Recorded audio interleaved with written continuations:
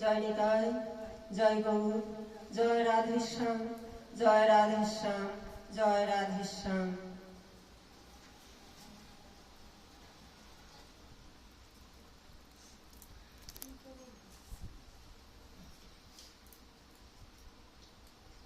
জয় জয় নিতাই গৌর সীতানাথ প্রেমানন্দে একবার হরি হরি বলো। জয় জয় রাধা গোবিন্দ পিতে প্রেমানন্দে একবার হরি হরি বলো। জয় জয় আপন আপন শ্রী গুরু প্রেমানন্দে একবার হরি হরি বলো। জয় জয় অনন্ত কোটি সাধু গুরু বৈষ্ণব ভক্ত পিতে একবার হরি হরি বলো। জয় জয় তুলসী রানী কি জয়, জয় জয় বৃন্দাজি কি জয়, জয় জয় আপন আপন শ্রী গুরুদেব কি জয়, জয় জয় সুখদেব গোস্বামী প্রভুপাদ কি জয়, জয় জয় লালদেব গোস্বামী প্রভুপাদ কি জয়, জয় জয় সমবেত ভক্ত মণ্ডলী কি জয়, রাধা গোবিন্দ কি জয়, কৃষ্ণ গোপাল কি জয়।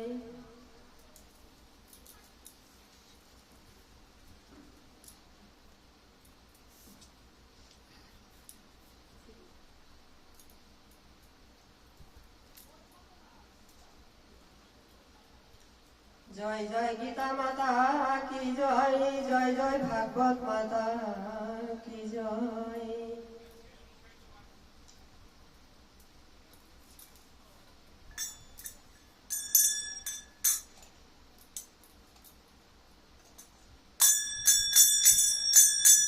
হরে কৃষ্ণ হরে কৃষ্ণ, কৃষ্ণ কৃষ্ণ হরে হরে, হরে রাম রাম, রাম রাম হরে হরে, হরে কৃষ্ণ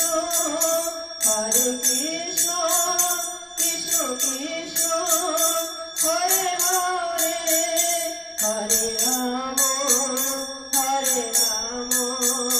রাম, রাম হরে হরে। জয় জয় তুলসী মহারানী, জয় জয় বৃন্দা মহারানী, বৃন্দা মহারানী, জয় জয় তুলসী মহারানী, তুলসী মহারানী, জয় জয় বৃন্দা মহারানী, বৃন্দা মহারানী, জয় জয় তুলসী মহারানী।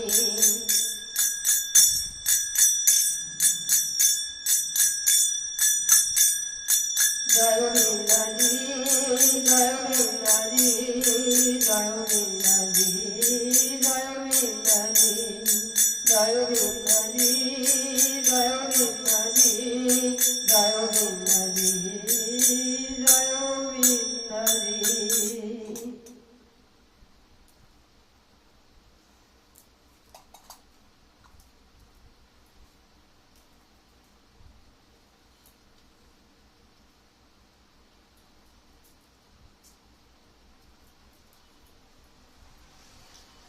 ওম শ্রী পরমাত্মনে নমঃ। ওম নমো ভগবতে বাসুদেবায়। ওম নমো ভগবতে বাসুদেবায়। নারায়ণং নমস্কৃত্য নরং চৈব নরোত্তমং দেবীং সরস্বতীং ব্যাসং ততো জয়মুদীরয়েৎ। হরি ওম তৎসৎ, হরি ওম তৎসৎ, হরি ওম তৎসৎ।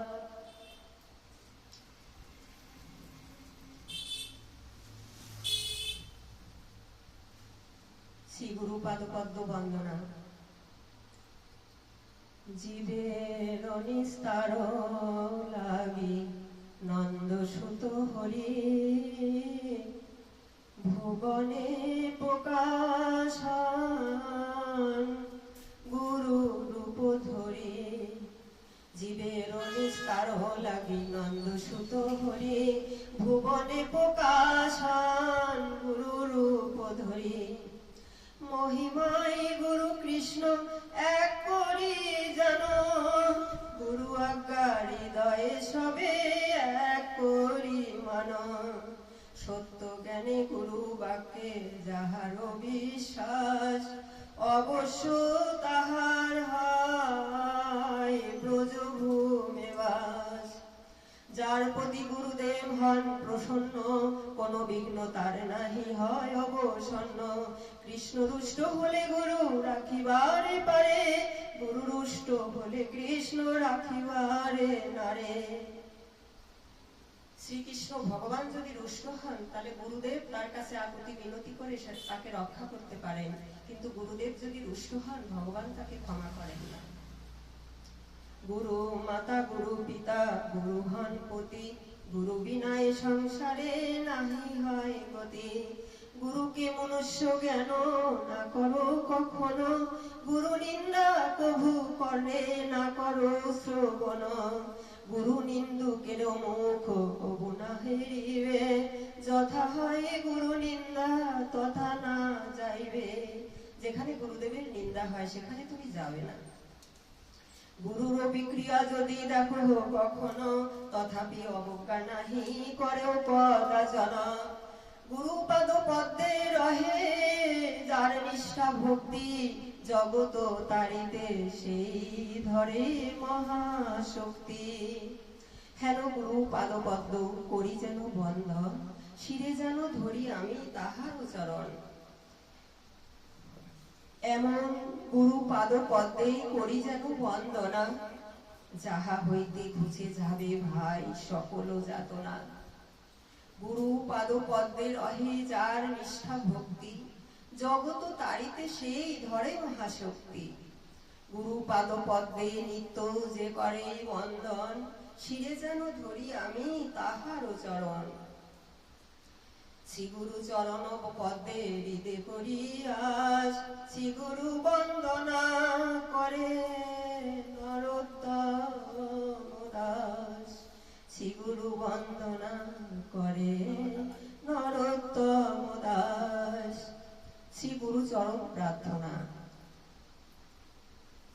ভব সাগর তারণ কারণ হে রবিনন্দন বন্দন খণ্ডন হে ভব সাগর তারণ কারণ হে রবিনন্দন বন্দন খণ্ডন হে শরণাগত কিং করভীত মনে গুরুদেব দয়া কর দীন জনে গুরুদেব দয়া কর দীনহীনে হৃদি কন্দর তামস ভাস্কর হে তুমি বিষ্ণু প্রজাপতি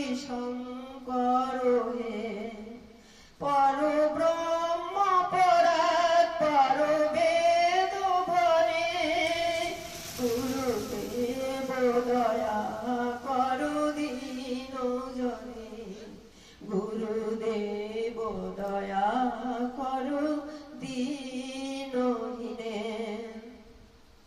মন যেন মনোবারণ সকারণ শাসন হে মনোবারণ শাসন অঙ্কুশ হে নরত্রাণ তরে হরি চাক্ষুষ হে গুণগান পরায়ণ দেবগণে গুরুদেব দয়া কর দীন জনে গুরুদেব দয়া কর দীনহীনে কুল কুণ্ডলিনী ঘুম বঞ্জক হে হৃদি কন্দর বিদারণ কার কোহে মন মানস চঞ্চল রাত্রি দিনে গুরুদেব দয়া কর দীন জনে গুরুদেব দয়া কর দীনহীনে রিপুসূদন মঙ্গল নায়ক হে সুখ শান্তি বরা ভয়দায়ক হে ত্রয়তাপ হরে তব নাম গানে গুরুদেব দয়া কর দীন জনে অভিমান বিপ্রভাব বিনাশ কহে গতিহীন জনে তুমি রক্ষক হে চিত্ত শঙ্কিত বঞ্চিত ভক্তি ধনে গুরুদেব দয়া করো দীন জনে আমার চিত্তটা শঙ্কিত বঞ্চিত আমার ভক্তি ধনের বড় অভাব তাই হে গুরুদেব আমাকে দয়া করো তব নাম সদা সুখ সাধক হে পতিতা ধর্ম মানব পাবক হে মহিমা তব গোচর শুদ্ধ মনে গুরুদেব দয়া করো দীন জনে ভবরোগ বিকার বিনাশ করে মনে যেন রহে সদা তব শ্রীচরণে মন যেন রহে সদা তব শ্রীচরণে মন যেন রহে সদা তব শ্রীচরণে গুরুদেব দয়া করো দীন জনে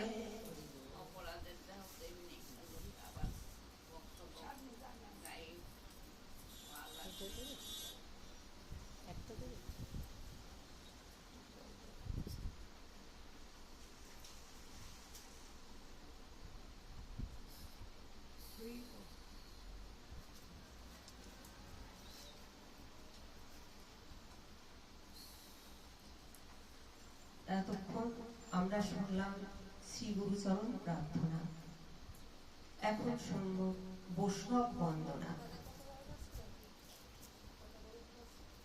ভজরে ভজরে ভাই বৈষ্ণব চরণ যে চরণ বিনা ভাবে নাহি অন্য ধন সংসার নিস্তার হেতু বৈষ্ণব ঠাকুর প্রেম ভক্তি দিয়া করলে পাপ তাপ দূর বৈষ্ণব শরীরে ভা কৃষ্ণ করেন বিহার যে বৈষ্ণব সেই কৃষ্ণ যেন নির্বাণ শ্রীকৃষ্ণ বৈষ্ণবেতে ভেদ তত্ত্বাংশে আছয় বৈষ্ণব কৃষ্ণের নিত্য দাস যেন সুনিশ্চয় হেন বৈষ্ণবেরও মনে রহিবে সদায় হেন বৈষ্ণবেরও মনে রহিবে সদায় সর্বসুখ পাবে তুমি দুঃখ দূর হবে ভাই তুমি সর্বসুখ পাবে বৈষ্ণবের চরণে যদি তোমার মতি থাকে তোমার দুঃখ দূরে যাবে অদোষ দরশী মোর বৈষ্ণব ঠাকুর সবারে সমান ভাবে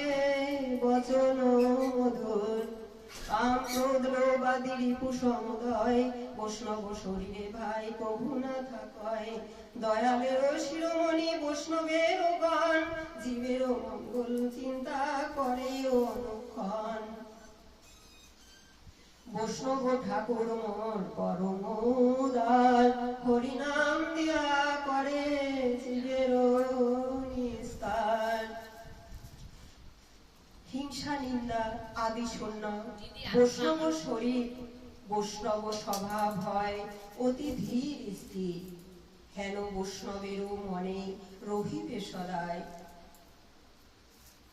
হেন বৈষ্ণব পদে যে নাহি ভজে সেই পাপী চিরকাল নরকেতে মজে বৈষ্ণব পদ আশ্রয় না করে যেই জন সে জনারও রাধা কৃষ্ণ নাই দর্শন বৈষ্ণব মাহাত্ম পাঠ না করে যেই জন সে জনারও রাধা কৃষ্ণ নাই দর্শন যে মানব করে এই সত্য কথা পঠন তার প্রতি সদা তুষ্ট হন শ্রী নন্দেরও নন্দন শ্রী শ্রী বৈষ্ণব মাহাত্ম বৈষ্ণব পরম ধর্ম শাস্ত্রেতে বলয় বৈষ্ণব তো পরম তপ জানিও নিশ্চয় বৈষ্ণব পরম আরাধ্য কহে সর্বজনে বৈষ্ণব পরম গুরু তিন ভুবনে বৈষ্ণব দেখিয়া যে বা জাতি বিচার করে তাহারও সমান পাপী না দেখি তাহারে যেই জন হরি ভক্ত এই ধরারও উপরে বিষ্ণুকে জানিতে পারে অন্তর ভিতরে বৈষ্ণব দেখিয়া যেবা জাতি বিচার করে তাহারও সমান পাপী না দেখি সংসারে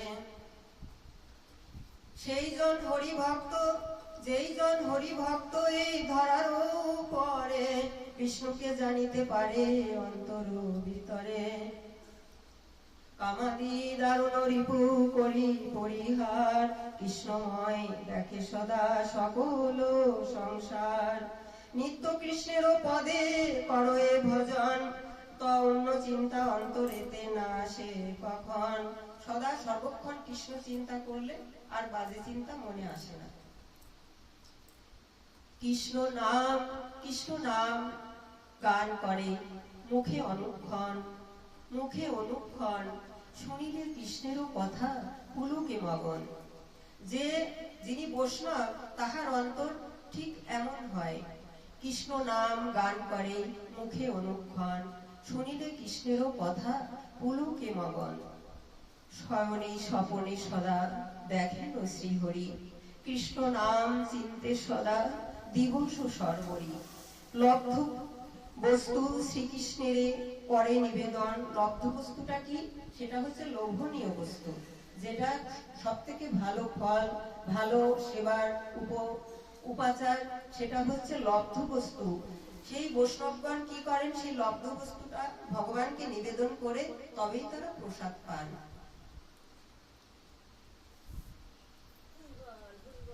লব্ধ বস্তু শ্রীকৃষ্ণের করে নিবেদন শ্রীহরি পদেতে করে আত্মসমর্পণ বঞ্চনা নাহি করিবে নাহি মিথ্যা কয় তাহার সচরণে মন অনুক্ষণ রয় কৃষ্ণ দত্ত কৃষ্ণ মন্ত্র সর্বক্ষণ জপে কি ফল তখন তার অন্য কোন তপে শ্রীহরি বাসরে করে নিশি জাগরণ হরিব্রত করে সে হয়ে এক মন একাদশী উপবাস করে যে নর হরিনাম গুণগানে অতি সমাদর এই রূপ গুঞ্জার আছে কলে পড়ে প্রকৃত বৈষ্ণব সেই বিদিত সংসারে বৈষ্ণব হইয়া মাত্র লোভিলে জনম তার বংশে পাপ কবু না হয় গঠন যদি বৈষ্ণব হইয়া জগতে কারো সংসারে আসা যায় তার পরিবারে কখনো পাপ আসতে পারে না প্রকৃত বৈষ্ণব সেই তো সর্জন প্রকৃত বৈষ্ণব সেই তো সর্জন মহাপাপী মুক্ত হয় শাস্ত্রের বচন সদা চিন্তে হৃদয়ে কৃষ্ণ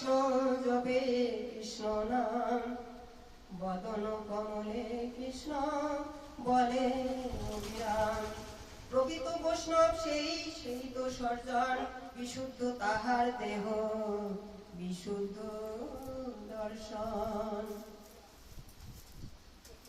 হেন এহেন বৈষ্ণব যদি করা যায় স্পর্শন, অন্তকালে গতি তার গোলকে গমন। প্রদীপ্ত অনলে পড়ে যথা কাষ্ঠ চয়, বৈষ্ণবকে বাসিলে ভালো, মহাপাপ দূর হয়, মহাপাপ কেটে যায়। রাশি রাশি মহাপূর্ণ করি উপার্জন, বৈষ্ণবেরও নিন্দা করে যেই অভাজন। চন্দ্র সূর্য ভয়ার নবে যতদিন রয়, ততদিন নরকে বা জানিও নিশ্চয়। বৈষ্ণব দেখিয়া দেবা জাতি বিচার করে, তাহারও সমান পাপী না দেখি সংসারে। এমন বৈষ্ণব কথা কহিব কি আর, বৈষ্ণব ভজন হল সর্ববেদ সার। রাধে রাধে। জাতি বিদ্যার উপার মহত্ব যৌবন, এই পঞ্চকাটা তুমি করহ বর্জন। জাতি বিদ্যার উপার মহত্ব যৌবন, এই পঞ্চকাটা তুমি করহ বর্জন। ভক্তির কণ্ঠক এই পঞ্চ অভিমানে, ত্যাগ করো চিরকাল কহেছি চরণে। জাতি বিদ্যা রূপ এবং মহত্ব আর যৌবন, এরা হলেন পঞ্চকাটা। এরা এই হৃদয়ের মধ্যে থাকলে তার মধ্যে আর ভক্তি প্রেম প্রবেশ করতে পারে না, ভগবানের ভজন তার দ্বারা সম্ভব হবে না। জাতি বিদ্যা রূপ আর মহত্ব যৌবন, এই পঞ্চকাটা তুমি করো বর্জন। ভক্তিরও কণ্ঠক অর্থাৎ কাটা, ভক্তিরও কণ্ঠক এই পঞ্চ অভিমানে, ত্যাগ করো চিরকাল কহেছি চরণে। তিলক তুলসী মালা শিক্ষা ও কপিন, বহির্বাস আর মুখে নাম নিশিদিন। বৈষ্ণবেরও এই হয় পাঁচটি লক্ষণ, শাস্ত্র মতে এই কথা করিনু বর্ণন। বৈষ্ণব পাদ পদ্ম হৃদে করিয়াস, বৈষ্ণব লক্ষণ কহে শ্রীচরণ দাস। বৈষ্ণব চরণে যদি হয় কারো ক্ষুদ্র অপরাধ, মহা মহা ভজনেতে পড়ে যায় বাস। বৈষ্ণব চরণে যদি হয় কারো ক্ষুদ্র অপরাধ, মহা মহা ভজনেতে পড়ে যায় বাস।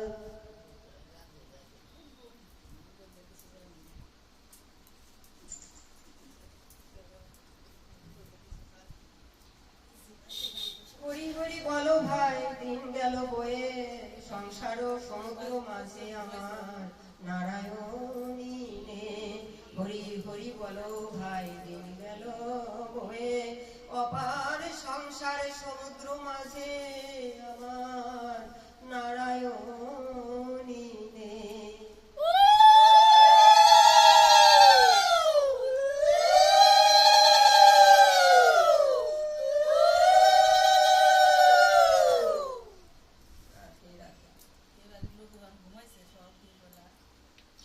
শ্রী শ্রী গৌর তত্ত্ব বর্ণন ও পঞ্চতত্ত্ব বন্দনা। শ্রী গুরু চরণ বন্দি গৌর নিতাই, শ্রী পদে শরণ দেহ অদ্বৈত গোসাই। হরি হরি বল, হরি বল। হরে কৃষ্ণ।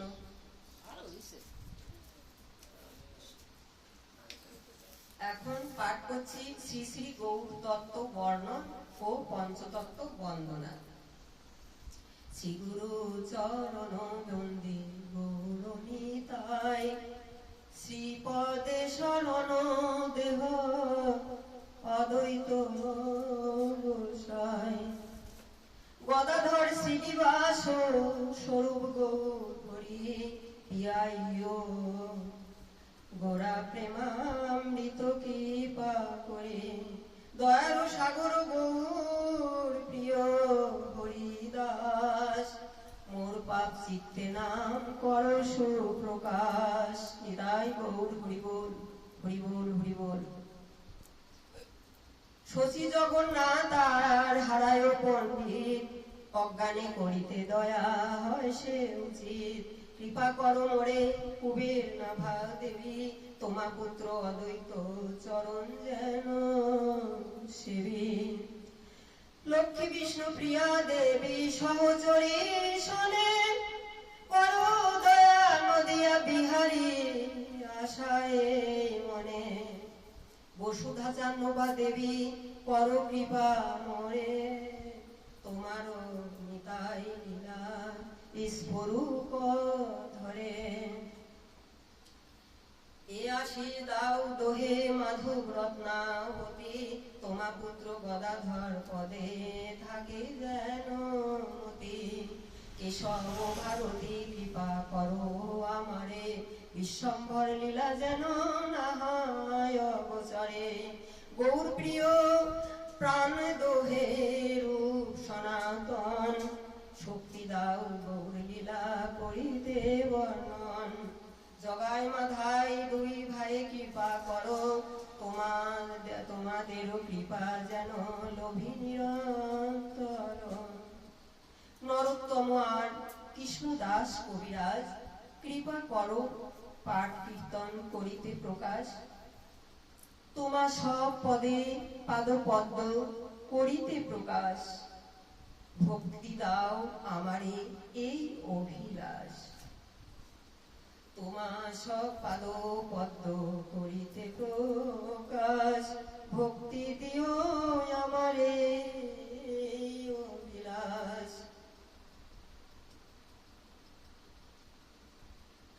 গুরুদেবের শ্রীচরণ করিয়া স্মরণ, গৌর নিতাই কথা বলিব এই আকিঞ্চন। রাধা মাধবের কথা, ভক্ত বৈষ্ণবের কৃপার কথা বলিব তাদেরই কৃপায় এই আকিঞ্চন। হৃদয়ে স্ফুরণ করাও, জিহ্বায়ও দাও বাণী, কি বলিতে কি বলবো আমি কিছুই নাহি জানি। হরি বল হরি বল হরি বল, জয় নিতাই জয় গৌর। গৌর গৌর গৌর গৌর গৌর গৌর গৌর হে, গৌর গৌর গৌর গৌর গৌর গৌর গৌর হে। গৌর গৌর গৌর গৌর গৌর গৌর ব্রাহিমা, গৌর গৌর গৌর গৌর গৌর গৌর রক্ষমা। ভজ শ্রীকৃষ্ণ চৈতন্য আর প্রভু নিত্যানন্দ, হরে কৃষ্ণ হরে রাম জয় রাধে গোবিন্দ। রাধারানী, ও রাধারানী,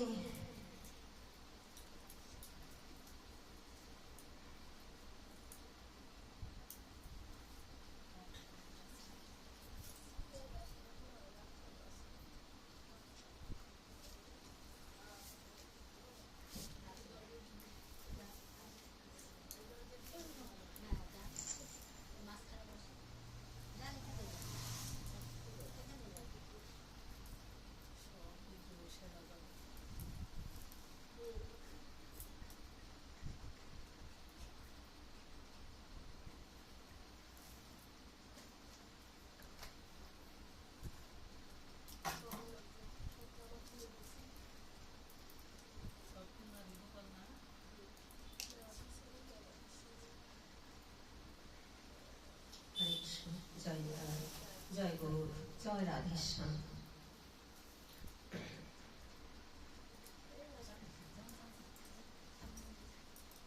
হে ঠাকুর,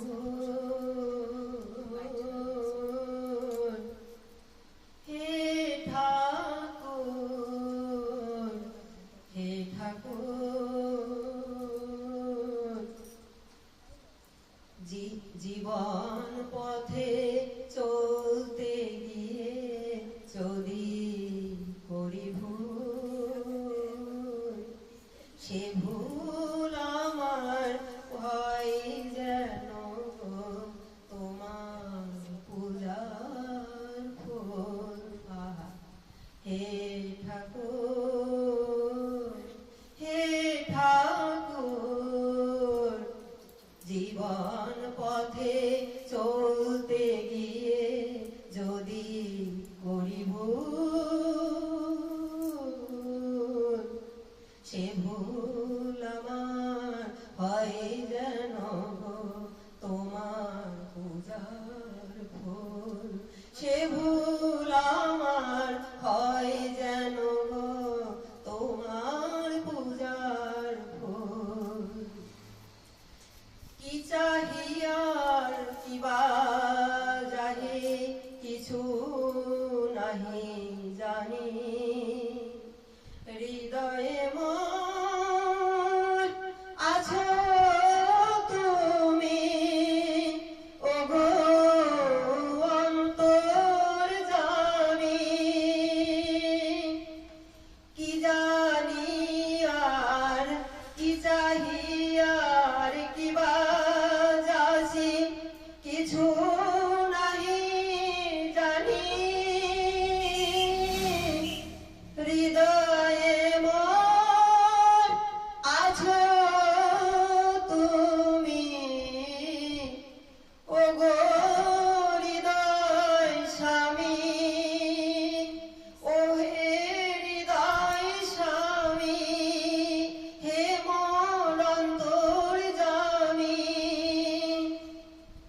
শিখিয়ে দেওয়া আমাকে, শিখিয়ে দেওয়া আমাকে, শিখিয়ে দেওয়া আমাকে সকল কাজের মূল,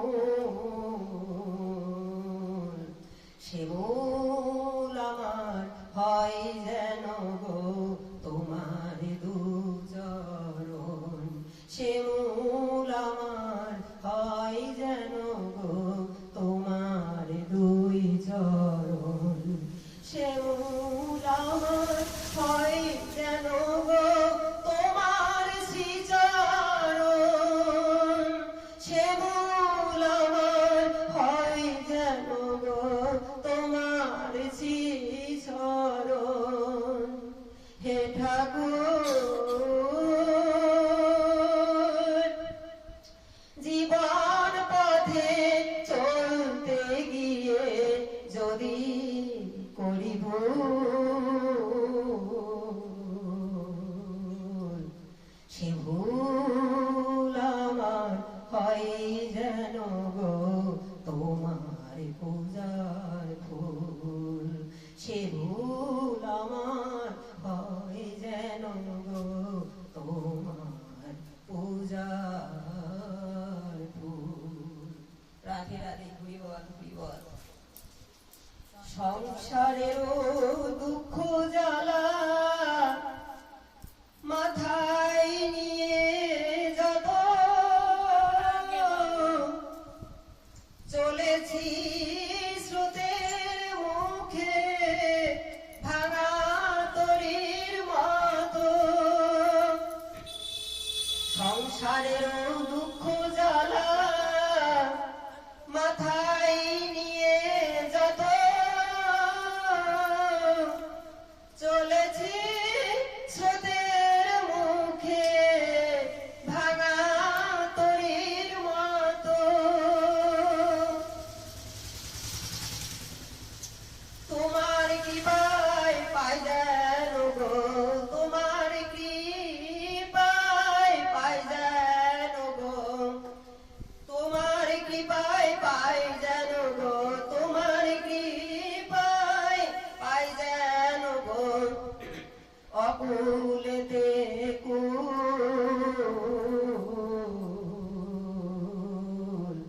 সে কুল আমার হয় যেন গো তোমার দুই চরণ, সে কুল আমার হয় যেন গো তোমার দুই চরণ।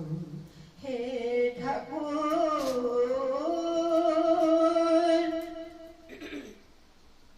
জীবন পথে চলতে গিয়ে, জীবন পথে চলতে গিয়ে যদি করি ভুল,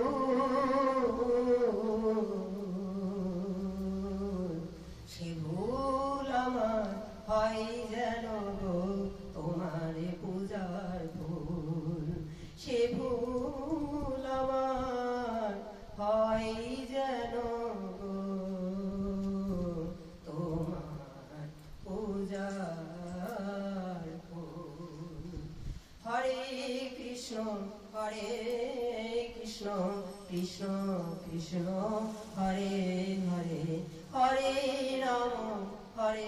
রাম রাম রাম হরে হরে কৃষ্ণ কেশব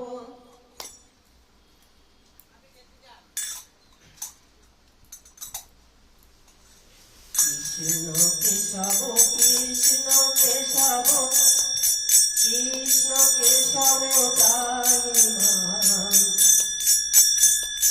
রাম রাঘব রাম রাঘব রাম রাঘব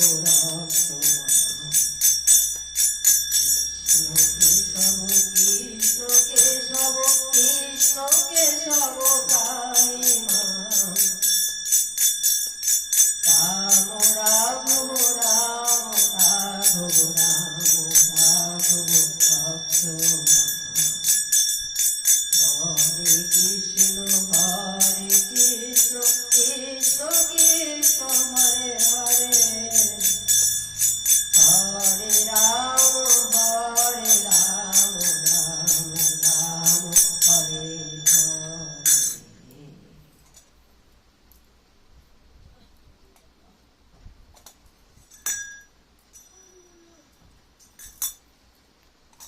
কোথায় গোবিন্দ তুমি জানো?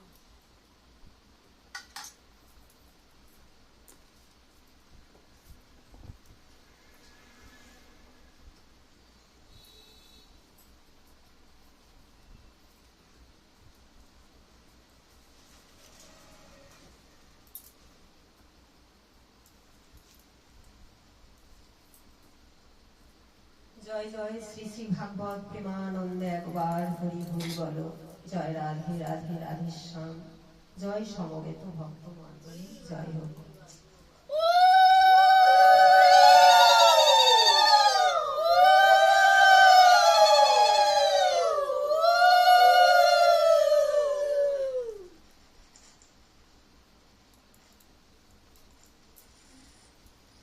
সেদিন পাঠ করছিলাম ধ্রুবের গল্প, ধ্রুব মহারাজের গল্প। তো ধ্রুবের ছিল দুই মাতা, বিমাতার নাম ছিল সুরুচি আর নিজের মায়ের নাম ছিল সুনীতি। তো সুনীতি একদিন ধ্রুবের বাবা এবং সংসারে ভালোই ছিলেন। যখনই সুরুচি ঢুকে গেল সংসারে, তখন সুনীতির আর জায়গা হলো না। তাই সুনীতি তখন বনবাসী হলেন, বনবাসে দিয়ে এলো। সুরুচি অর্থাৎ আমরাই সবাই উত্তানপাদ। ধ্রুবের বাবার নাম ছিল উত্তানপাদ, তা আমরা সবাই উত্তানপাদ। আর আমাদের মধ্যে রয়েছে সুনীতি এবং সুরুচি। সুরুচি কখনো কখনো ভালো হয়, যে ভালো পোশাক পরো, ভালো খাবার খাও, এগুলো হলো সুরুচি। আবার কখনো কখনো সেই সুরুচি আবার কুরুচি হয়ে যায়। খারাপ পোশাক পরতে ইচ্ছা করে, অখাদ্য খেতে ইচ্ছা করে, এগুলো হলো কুরুচি কুরুচি। তো একদিন সুনীতি দেবী বনবাসী হলেন। তারপরে ঘটনা চক্রে বহুদিন পরে উত্তানপাদ একদিন বনে হরিণ শিকার করতে গিয়ে তার গৃহে রাত্রি যাপন করেছিলেন। তাই তার থেকে ধ্রুবের জন্ম হলো। তো ধ্রুব যখন 5 বছরের, তখন বালক সখাগণের সঙ্গে খেলা করছিলেন। তখন বালকগণ বলছেন, হ্যাঁ রে ধ্রুব, আমাদের সবার মা আছে, বাবা আছে, তোর কেন বাবা নেই? তোর মাকে দেখি, তোর বাবা কেন নেই রে? তোর বাবা কোথায় থাকে? তখন ধ্রুব বললেন, আমার বাবা? তাই তো, তোরা তো ঠিকই বলেছিস, আমার বাবা কোথায় থাকে? তা তো আমার মায়ের কাছে জানতে হবে। বলে দৌড়ে ছুটে গেল মায়ের কাছে। মা মা, তুমি শিগগিরি করে আমার কাছে এসো, তুমি বলো আমার বাবা কোথায়? মা, আমার বাবা কোথায়? মা তখন নয়ন জলে ভেসে বুকে জড়িয়ে ধরে ধ্রুবকে বুকে জড়িয়ে ধরে বললেন, বাবা, কি বলবো তোকে, তোর বাবা ওই উত্তানপাদ, রাজা উত্তানপাদ, ওই উত্তানপাদই তোর বাবা। তখন ধ্রুব আচমকা মুখে হাত দিয়ে, ওইটুকু শিশু বাচ্চা, 6 বছর বয়স মাত্র, বললেন, মা, তুমি বলছো কি আমার বাবা রাজা আর আমি থাকি বনবাসে? তুমি আর আমি? কেন মা, কেন? আমি এক্ষুনি যাবো আমার বাবার কাছে। বলে দৌড়ে ছুটে চলে গেল সেই উত্তানপাদ যেখানে রাজত্ব করতেন সেইখানে চলে গেল। গিয়ে তাড়াতাড়ি করে বলছেন, বাবা বাবা আমি এসেছি, বাবা আমি ধ্রুব, বাবা আমি ধ্রুব, আমি তোমারই ছেলে, আমি তোমারই ছেলে, আমার মা ওই যে বনবাসে থাকে, আমি তার ছেলে বাবা, আমি নাকি তোমার ছেলে, তুমি উত্তানপাদ আমার বাবা, তুমি আমার বাবা। বলে দৌড়ে গিয়ে উত্তানপাদের কোলে গিয়ে বসেছে।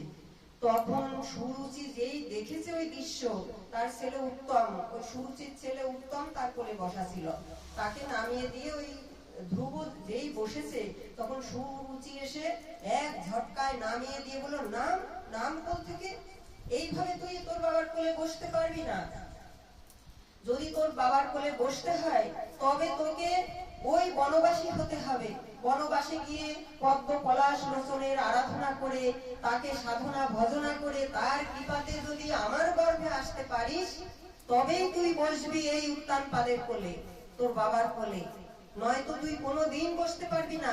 যা, চলে যা, ওই বনে গিয়ে তপস্যা কর, পদ্ম পলাশ লোচনের তপস্যা কর, তারপরে তুই আমার পেটে জন্মাবি, তারপরে তোর বাবার কোলে বসবি, বুঝলি, যা চলে যা। তখন ধ্রুব কাঁদতে কাঁদতে মায়ের কাছে এসে সব কথা বললে। মা বললেন, ঠিকই তো বলেছে তোর বিমাতা, আমি শিখিয়েছি তোর এই জগতের বাবাকে, তোকে চিনালাম, আর তোর ওই বিমাতা তোকে চিনালো জগৎ স্বামীকে, তোর বিমাতাই বড় ভালো রে, তুই তার দোষ নিস না, অপরাধ নিস না। তখন ধ্রুব বললেন, হ্যাঁ মা তাই তো, আমি তো তোমারই ছেলে, আমি কেন বিমাতার দোষ নেব, আমি আজই এক্ষুনি চলে যাব মা, আমি বনবাসী হব, তুমি আমাকে আশীর্বাদ করো মা। বলে চরণে প্রণাম করে মাকে জড়িয়ে ধরে কাঁদতে কাঁদতে ধ্রুব বিদায় নিয়ে চলে গেলেন সেই মধুবনে। মধুবনে গিয়ে তিনি তপস্যা শুরু করলেন। হে পদ্ম পলাশ লোচন, হে পদ্ম পলাশ লোচন, তুমি কোথায়, তুমি কোথায়, দেখা দাও দেখা দাও বলে সারাক্ষণ ডাকে আর কাঁদে। এমন করে কিছুদিন পরে একদিন দেবশ্রীপাদ নারদ মুনি আসলেন সেই মধুবনে। এসে সামনে দাঁড়ালেন, বললেন, ধ্রুব ধ্রুব। তখন ধ্রুব তাড়াতাড়ি করে চক্ষু উর্মিলন করে বলছেন, তুমি কে, তুমি পিতা, তুমি কি আমার পদ্ম পলাশ লোচন, তুমি বলো, তুমি কি আমার পদ্ম পলাশ লোচন। তখন দেবশ্রীপাদ বললেন, না রে বাবা, আমি পদ্ম পলাশ লোচন ভগবান নই, আমি দেবশ্রীপাদ নারদ মুনি, আমি তোর গুরুদেব হব। গুরু মন্ত্র দীক্ষা মন্ত্র না নিলে যে পদ্ম পলাশ লোচনের আরাধনা করা যাবে না, তাই আজই এক্ষুনি তোকে আমি দীক্ষা মন্ত্র দান করব, তারপরে তুই সেই মন্ত্র জপবি আর ভজন সাধন করবি, পদ্ম পলাশ লোচনের নাম করবি, তাহলেই তুই একদিন ঠিক তাকে লাভ করতে পারবি।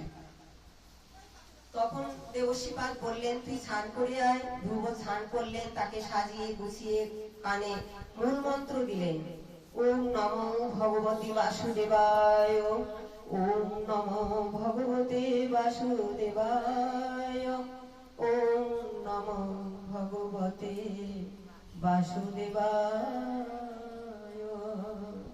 যেই মন্ত্র শুনেছে তার সারা দেহ কম্পিত হয়ে গেল, সেজন্য একটা শিহরণ বয়ে গেল শরীরের মধ্যে, চোখ ভরা জল। হে গোবিন্দ, হে আমার পদ্ম পলাশ লোচন, তুমি এবার আমায় দেখা দেবে তো, তুমি এবার আমায় দেখা দেবে তো। আমি দীক্ষা মন্ত্র নিয়েছি, ও বুঝেছি, এতদিন আমি দীক্ষা মন্ত্র নেইনি, তাই তুমি আমার ডাকে সাড়া দাওনি, তাই তো, আজকে সাড়া দেবে তো, বলো পদ্ম পলাশ লোচন, আজকে তুমি আমার ডাকে সাড়া দেবে তো। তখন এইভাবে তিনি কেঁদে কেঁদে ওই বনের মধ্যে, খাওয়া নেই দাওয়া নেই, ওই যে গুরু মন্ত্র জপ করে যান, আর হে পদ্ম পলাশ লোচন তুমি কোথায়, দেখা দাও দেখা দাও দেখা দাও, এইভাবে বলতে বলতে একদিন সত্যিকারেই পদ্ম পলাশ লোচন সেই ত্রিভঙ্গ মুরারি তিনি এসে তার সামনে এসে বললেন, ধ্রুব তুমি আমাকে ডেকেছো, আমি এসেছি, তাকিয়ে দেখো। তখন ধ্রুব তাকিয়ে দেখে তার মন ভরে গেল, সে বলল, তুমি এসেছো প্রভু, বলে গিয়ে তার চরণ জড়িয়ে ধরল। তারপরে বলল, হ্যাঁ এবার তুমি বলো, তুমি কি চাও আমার কাছে। ভগবান বললেন, ধ্রুব তুমি বলো, তুমি আমার কাছে কি চাও, কি বর চাও। তিনি বললেন, বর আমি কোনো বর চাই না, শুধু চাই আমি যেন জনম জনম তোমার চরণ আরাধনা সাধনা করতে পারি। জয় নিতাই, জয় গো।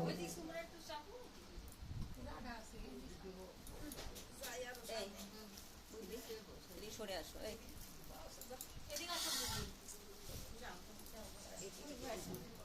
এই শোনো,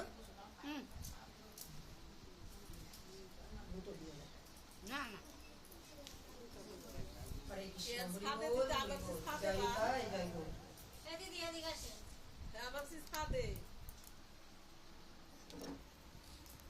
মধুরে পিটি দেবো এত জায়গা থাকতে এখানে দিছে আমাদের এই সেখানে এসে বসাইছে এই দেখো এইখানে এত জায়গা থাকতে নিজেরা থাকে তো তাহলে আর এখানে দিছে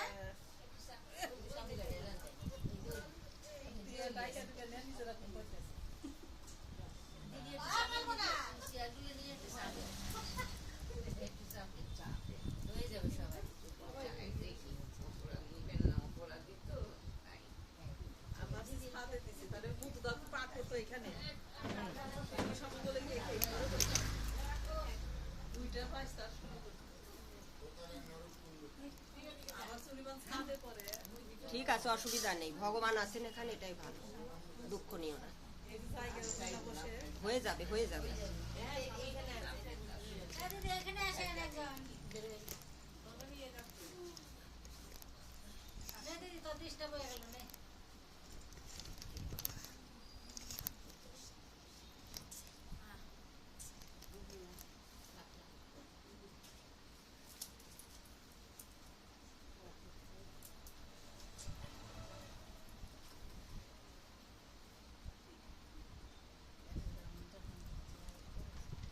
অনেক দূর থেকে শোনা যাচ্ছে হ্যাঁ মাইক ভালো দিয়েছে, মাইক ভালো দিয়েছে, মাইক ভালো দিয়েছে আপনাকে। আমার দাদার প্রতি ভগবানের কৃপা আছে। আরে মধু নাম কি আর এমনি হয়েছে নাকি? পৃথিবীর সেরা জয় রাধা। আচ্ছা, তাহলে ভগবান বললেন, ধ্রুব তুমি আমার কাছে কি বর চাও বলো। ধ্রুব মহারাজ বললেন যে না প্রভু, আমি কোনো বর চাই না, তবে বলি আমি যেন জনম জনম তোমাকে এইভাবে সাধনা ভজনা করে তোমায় লাভ করতে পারি। ভগবান বললেন তথাস্তু বলে তিনি অন্তর্ধান হলেন। ও তারপরে ভগবান বললেন না, তোমাকে তো এইভাবে বনে জঙ্গলে পড়ে থাকলে হবে না, তোমার রাজত্ব পালন করতে হবে, তোমার রাজ্যে ফিরে যেতে হবে। তোমার বাবা এখন বৃদ্ধ বয়স, সে কি আর পারে রাজ্য সামলাতে? আর তোমার দাদা উত্তম, সে তো মৃত্যু লোকে চলে গেছে, তোমাকে এখন এই রাজ্য শাসন করতে হবে।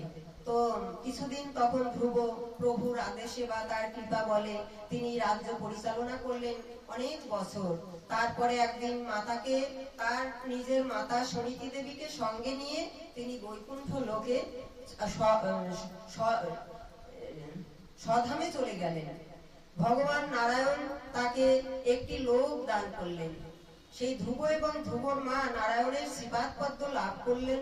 তখন নারায়ণ তাকে কৃপাপূর্বক একটি লোক দান করলেন, সেই লোকের নাম হলো ধ্রুব লোক। আজও সেই ধ্রুব লোকে ধ্রুব তারা জল জল করে জ্বলে।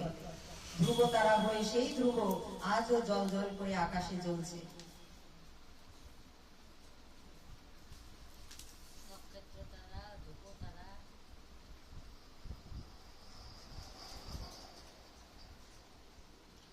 কি চিত্রাকর্ষক এই ভাগবতের কাহিনী।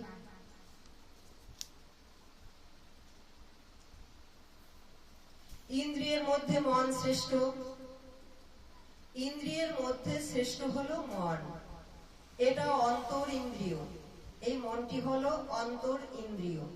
ইন্দ্রিয়ের থেকে মন শ্রেষ্ঠ, মনের থেকে আবার মনের একটা সংসার আছে, সেটা কি? সেটা হলো স্বপ্ন। মনের মধ্যে একটা সংসার রয়েছে, সেটা হলো, তার নাম হলো স্বপ্ন। মানে আমরা সবসময় স্বপ্ন দেখি, তো ঘুমিয়েও দেখি, জাগরণও দেখি। আমার আজ এটা আছে, কালকে ওটা হবে, আজ আমি একতলা বিল্ডিং গড়েছি, কালকে দোতলা হবে, আমার ছেলে অমুক হবে তমুক হবে, তাই না? এইসব স্বপ্ন দেখি তো ভালো থাকার জন্য, সুখী হওয়ার জন্য। যে সমস্ত স্বপ্ন দেখি সেটা কোথায় থাকে? মনের মধ্যে। আবার যদি ভগবানের ভজন করতে চাই, সেই স্বপ্নটাও কিন্তু মনেরই মধ্যে থাকে। তো এই ইন্দ্রিয়ের মধ্যে মন হলো শ্রেষ্ঠ। মনের একটা সংসার আছে, তাহা হলো স্বপ্ন। মনের থেকে শ্রেষ্ঠ আবার বুদ্ধি। মন কখন কুচিন্তা করে আর কখন সুচিন্তা করে সেটা নির্ণয় করে বুঝতে পারে বুদ্ধি। এই মনটি কখন কুচিন্তা করে এবং কখন সুচিন্তা করে সেটা নির্ণয় করে বুঝতে পারে বুদ্ধি।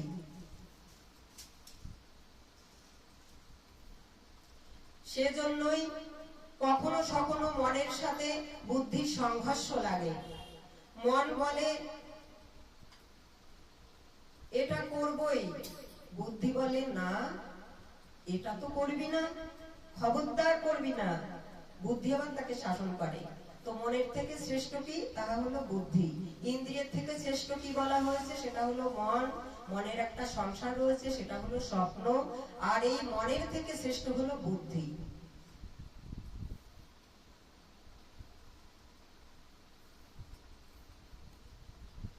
কেননা এই মন কখন কুচিন্তা এবং কখন সুচিন্তা করে সেটা নির্ণয় করে বুঝতে পারে বুদ্ধি। বাহিরের সংসারে যেমন অশান্তি আছে, মনের সংসারেও তেমনই অশান্তি আছে। এটা ভিতরের সংসার। মন আত্মা বৃদ্ধপ্রাপ্ত হয় না, মনের ক্ষুধা মেটে না যতদিন, ততদিনই আসার যাওয়ার খেলা খেলতেই হয় বা হবে। দেহের ভিতরে চারটি সত্তা রয়েছে, যেমন মন, বুদ্ধি, চিত্ত ও অহংকার। অহংকারটাই বেশি বিরোধ বাধায়। এই আমাদের মনের মধ্যে কি রয়েছে? মন, বুদ্ধি, চিত্ত এবং অহংকার। এই অহংকারটাই বেশি বিরোধ বাধায়, সংঘর্ষ লাগিয়ে দেয়। অহংকারটা আমি আছি, আমি করি, আমি পারি, আমি দেই, আমি খাওয়াই। এই তুই কি করেছিস রে আমার জন্য? সবকিছু তো আমার, আমি করেছি। এটাই হচ্ছে সেই জড় চেতনা, যাকে বলে অহং বুদ্ধি। সেটাই বেশি করে বিরোধ লাগায় বা সংঘর্ষ করে। অহংকারটাই বেশি বিরোধ করে। কৃত বুদ্ধি ও অকৃতি বুদ্ধি। যে বুদ্ধি শুদ্ধ নয় সেটাই হলো অকৃতি বুদ্ধি, আর যে বুদ্ধিটা শুদ্ধ সেটা হলো কৃত বুদ্ধি। মন, বুদ্ধি, চিত্ত, অহংকার, এই চারটি বৃত্তি বিদ্যমান। তো বুদ্ধির পরে আসে চিত্ত। চিত্তটা কি? তো চিত্তটা কি? সেটা হলো ছাপ পড়ার জায়গা। আমরা কি বলি, কি ভাবি, কি করি সেটা ধরে ফেলে কি বুদ্ধি। তো সেই বুদ্ধির পরে থাকে আবার চিত্ত। চিত্তটা আয়নার মতো, সেখানে ছাপ পড়ে যায়। যেমন সাক্ষী রূপে রয়েছেন কে? কে রয়েছেন? পরমাত্মা, ভগবান। তিনি কোথায় রয়েছেন? এই চিত্তের মধ্যে। তো চিত্তটা হলো ছাপ পড়ার জায়গা। আমরা যা কিছু বলি, যা কিছু করি, সব সেখানে ছাপ পড়ে।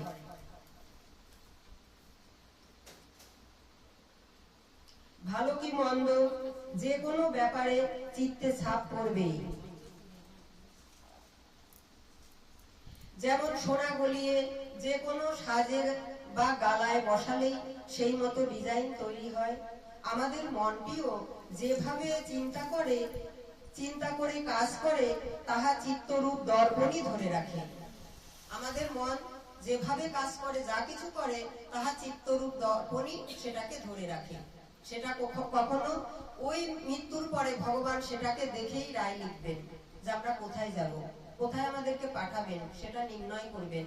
ওই চিত্তে যে ছাপ পড়বে, সেই ছাপটা দেখেই তিনি সবকিছু, ভগবান ব্যারিস্টার, আমাদেরকে আবার বিভিন্ন জনিতে পাঠিয়ে দেবেন।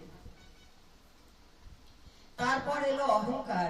সে শুধুই ভাবে আমি জ্ঞানী, আমি গুণী, ধনী, রূপসী, শক্তিশালী, ভাগ্যবান। আমার কিসের অভাব যে ওর কাছে আমি মাথা নত করব? এটা হলো অহংকার। সে তাই কাউকে পরোয়া করে না, মানতে চায় না। কিন্তু এ সবই হলো ভোজবাজির খেলা। এ সবই তো ক্ষণস্থায়ী। এসবে অহংকার করে লাভ কি বলো? এসবে অহংকার করে লাভ কি? বরং অহংকার করতে পারে আত্মা ও পরমাত্মা, যিনি প্রকৃত অবিনাশী, যিনি প্রকৃত অবিনাশী, এই আত্মা এবং পরমাত্মা, তিনিই বরং অহংকার করতে পারেন। কিন্তু আমাদের মতো ক্ষুদ্র জীবের অহংকার করা চলে না, সাজে না। যার কোনো লয় নেই, ক্ষয় নেই, লয় নেই, ক্ষয় নেই, চিরন্তন, শাশ্বত, সনাতন, যিনি নিলিপ্ত, যিনি লিপ্ত হইয়াও নিলিপ্ত, তিনি পারেন অহংকার করতে। যেহেতু তার সর্বক্ষমতা রয়েছে, তিনি অবিনাশী, শাশ্বত, সনাতন। একাদশ ইন্দ্রিয়ের থেকে মন শ্রেষ্ঠ, কারণ অন্যান্য ইন্দ্রিয়গুলি হলো চোখ, কান, নাক, মুখ, পাদ, পায়ু। এদের মধ্যে মন শ্রেষ্ঠ কেন? সেটা হলো চোখ দেখতে পায়। এই যে চোখ, কান, মুখ, চোখ, কান, নাক, মুখ, পাদ এবং পায়ু, উপরস্থ এবং পায়ু, দুটি চোখের ছিদ্রপথ, দুটি কানের ছিদ্রপথ, দুটি নাক, একটি মুখ, আর গুচ্ছদ্বার এবং লিঙ্গদ্বার, এই হলো নবদ্বার যুক্ত দেহ। এই 9টি ছিদ্রপথ কঠোর যুক্ত দেহ, এই 9টি ছিদ্রপথ কঠোর যুক্ত দেহ।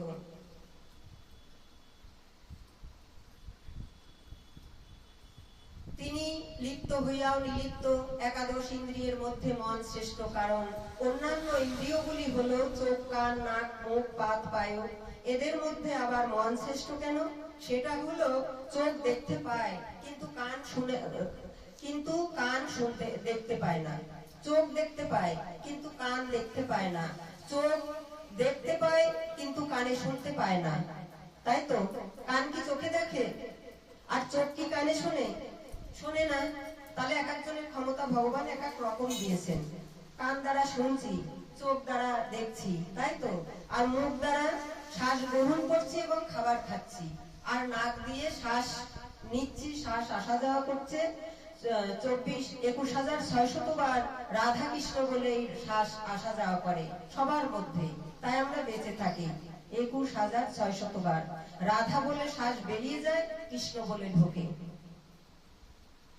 তো ওই নাক শ্বাস গ্রহণ করে এবং ঘ্রাণ নিতে পারে, আর মুখ খাদ্যের স্বাদ পায় এবং কথা বলতে পারে। আর এই ত্বক অর্থাৎ চামড়া স্পর্শ অনুভব করে, কিন্তু সে কানেও শোনে না, চোখেও দেখে না। আর এই সবগুলোই একসাথে পারে কে? কার ক্ষমতা আছে? সেটা হলো মনের ক্ষমতা আছে। আমি চোখে দেখছি, কানে শুনছি, মুখে কথা বলছি, হৃদয়ে অনুভব করছি, এই ত্বক দ্বারা হাড় স্পর্শ নিচ্ছি, এটা কে বুঝতে পারছে? সেটা হলো আমার মন। তাহলে সমস্ত ইন্দ্রিয়ের থেকে মন শ্রেষ্ঠ। ইন্দ্রিয়গুলি কি কি বলেছি? চোখ, কান, মুখ, নাক, পাদ, পায়ু, তাই তো? তো মনের সমস্ত এই একাদশ ইন্দ্রিয়ের মধ্যে মন হলো শ্রেষ্ঠ, কেননা মন একসঙ্গে সব কিছু বুঝতে পারে।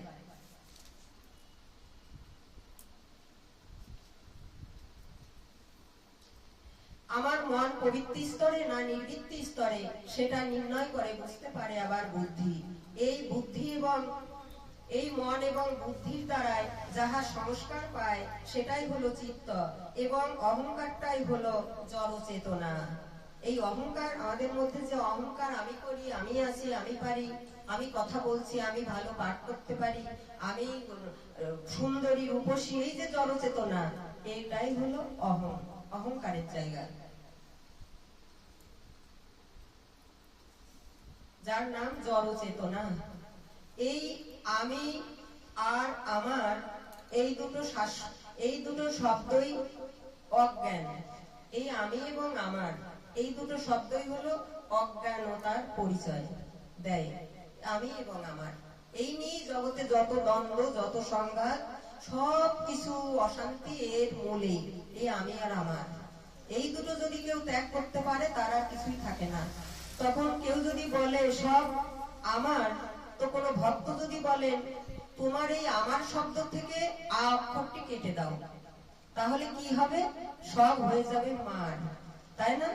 তো আ কেটে দাও, রাখো হলো মার, তাহলে সবকিছু মায়ের হয়ে যাবে। অর্থাৎ আমার জগৎ মাতা মা কালী বা যোগমায়া যোগেশ্বরী হয়ে যাবে এই জগৎ সংসার, তাই তো? তো মার থেকে মার রাখো আর আ কেটে দাও। যেমন একের পিছনে যদি কিছুই শূন্য না দেয়া যায়, একই থাকে, কিন্তু কিন্তু তুমি 99টি শূন্য লেখো একটা খাতার পৃষ্ঠায়, তাতে করে কি হবে? তার মানেটা কি দাঁড়াবে? শুধু শূন্যই থাকবে। আর তার বামে যদি এই শূন্য থাকলো এইদিকে, আর বাম পাশে একটি 1 বসিয়ে দাও, তাহলে কি হবে? 1 লক্ষ, তাই না? তো সেই জন্য একের পিছনে যদি তুমি শূন্য রাখো, তাহলে 10 হতে পারে, তারপরে 1 লক্ষ হতে পারে, 1 কোটি হতে পারে, কিন্তু 1 না দিলে কিছুই হবে না। তো 1 হলেন ঈশ্বর, তিনিই হলেন অবিনাশী, আর আমরা সবাই বিনাশী। তার থেকেই জগতে উদ্ভূত হয়েছি এবং তাতেই এক সময় বিলীন হয়ে যাব।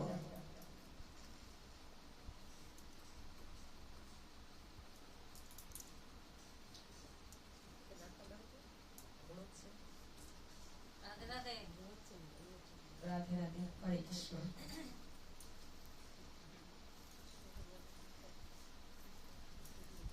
এই আমি আমার এই দুটো শব্দই অজ্ঞান, অচৈতন্য করে রাখে। আমাদের স্বরূপ পরিচয় আমরা জানি না, কারণ পাত্রটা সেভাবে তৈরি নয়, হৃদয় পাত্রটা খুব ছোট। তো আমাদের হৃদয় পাত্রটা খুব ছোট, তাই আমরা ভালো জিনিস নিতে পারি না, গ্রহণ করতে পারি না। রাধে রাধে, রাধে রাধে। তো আমাদের হৃদয় পাত্রটা খুব ছোট, তাই আমরা কি করি? আমরা এই ভালো কিছু এই হৃদয় পাত্রে নিতে পারি না।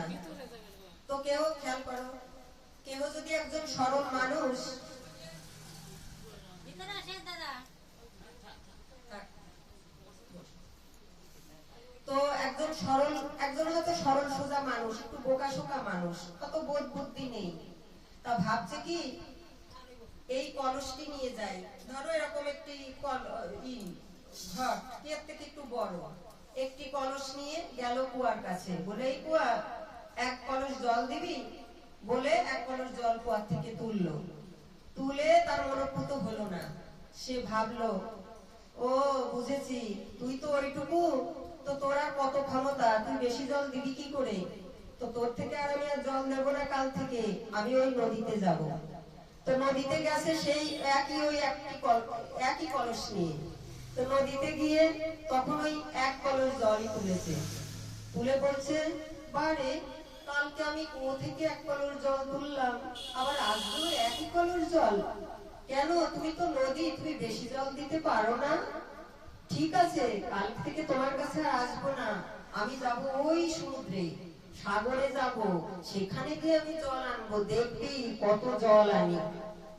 তখন নদী তো মিটমিট করে হাসছেন, এসব ভাগবতের সুন্দর গল্প তো। তখন সে গেছে সাগরের কাছে, সাগরে গিয়ে প্রণাম করে বলছে, সাগর, আমি এসেছি তোমার কাছে, অনেক জল দেবো আজকে, বলে সেই ওইসব জল ফেলে দিয়ে এসছে, এসে ওই 1 কলস জলই তুলেছে। আর পাত্র কোথায় পাবে যে আর বেশি করে নেবে?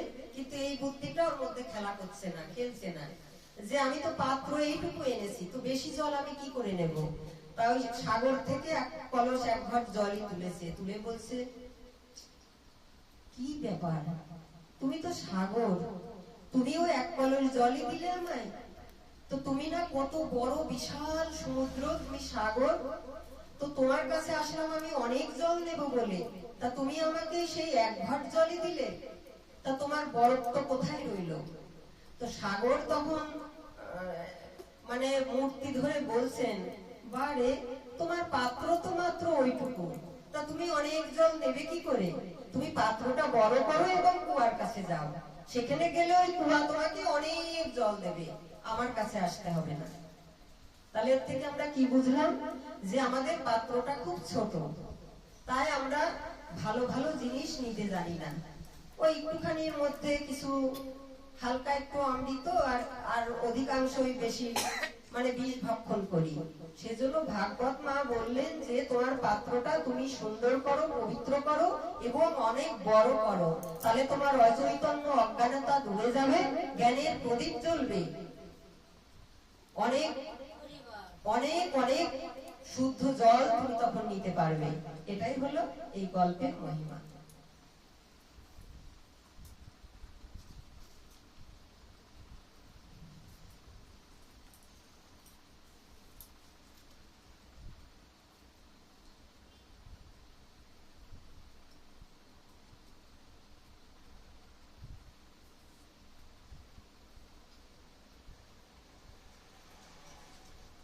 সেজন্য সাগর বললেন যে তুমি তোমার পাত্রটা তো ওইটুকু, তাই বেশি জল তুমি নেবে কি করে। আমরা বাস করি রাজার রাজত্বে। আমরা বাস করি কার রাজত্বে? রাজার রাজত্বে। যে কেউ একজন রাজা রয়েছেন এই দেশের মধ্যে, আবার একজন রাজা রয়েছেন অনাদি আদি গোবিন্দ, তাই না? সচ্চিদানন্দ মহাবিগ্রহ যিনি, তিনি হলেন রাজার রাজা এবং মহারাজা। তো আমরা বাস করি রাজার রাজত্বে, সেখানে আমরা সবাই রাজা, তাই তো? কিন্তু আমরা সেটা তো ভাবি না যে আমরা রাজার রাজত্বে বাস করি। আমরা সবাই রাজা, আমার সেই রাজা যা বলবে সেটাই আমাদেরকে শুনতে হবে, মেনে চলতে হবে, সেগুলো আমরা ভাবি না। না ভেবে কি করেছি? আমরা বাস করি ভূতের রাজত্বে, সেই জন্য আমরা সবাই ভূত। তো রাজার রাজত্বে বাস করি, তো তাহলে সেখানে তো একজন রাজা থাকবেন, রাজা যেভাবে শাসন করবেন, যা বলবেন, সেগুলো তো সে কথা মতো তো আমাদের চলতে হবে, সেগুলো তো মেনে চলতে হবে। সেগুলো মেনে চলি না, তাই সেখানেই হয়ে গেলাম কি? আমরা বাস করি ভূতের রাজত্বে। ভূত হয়ে গেছি না?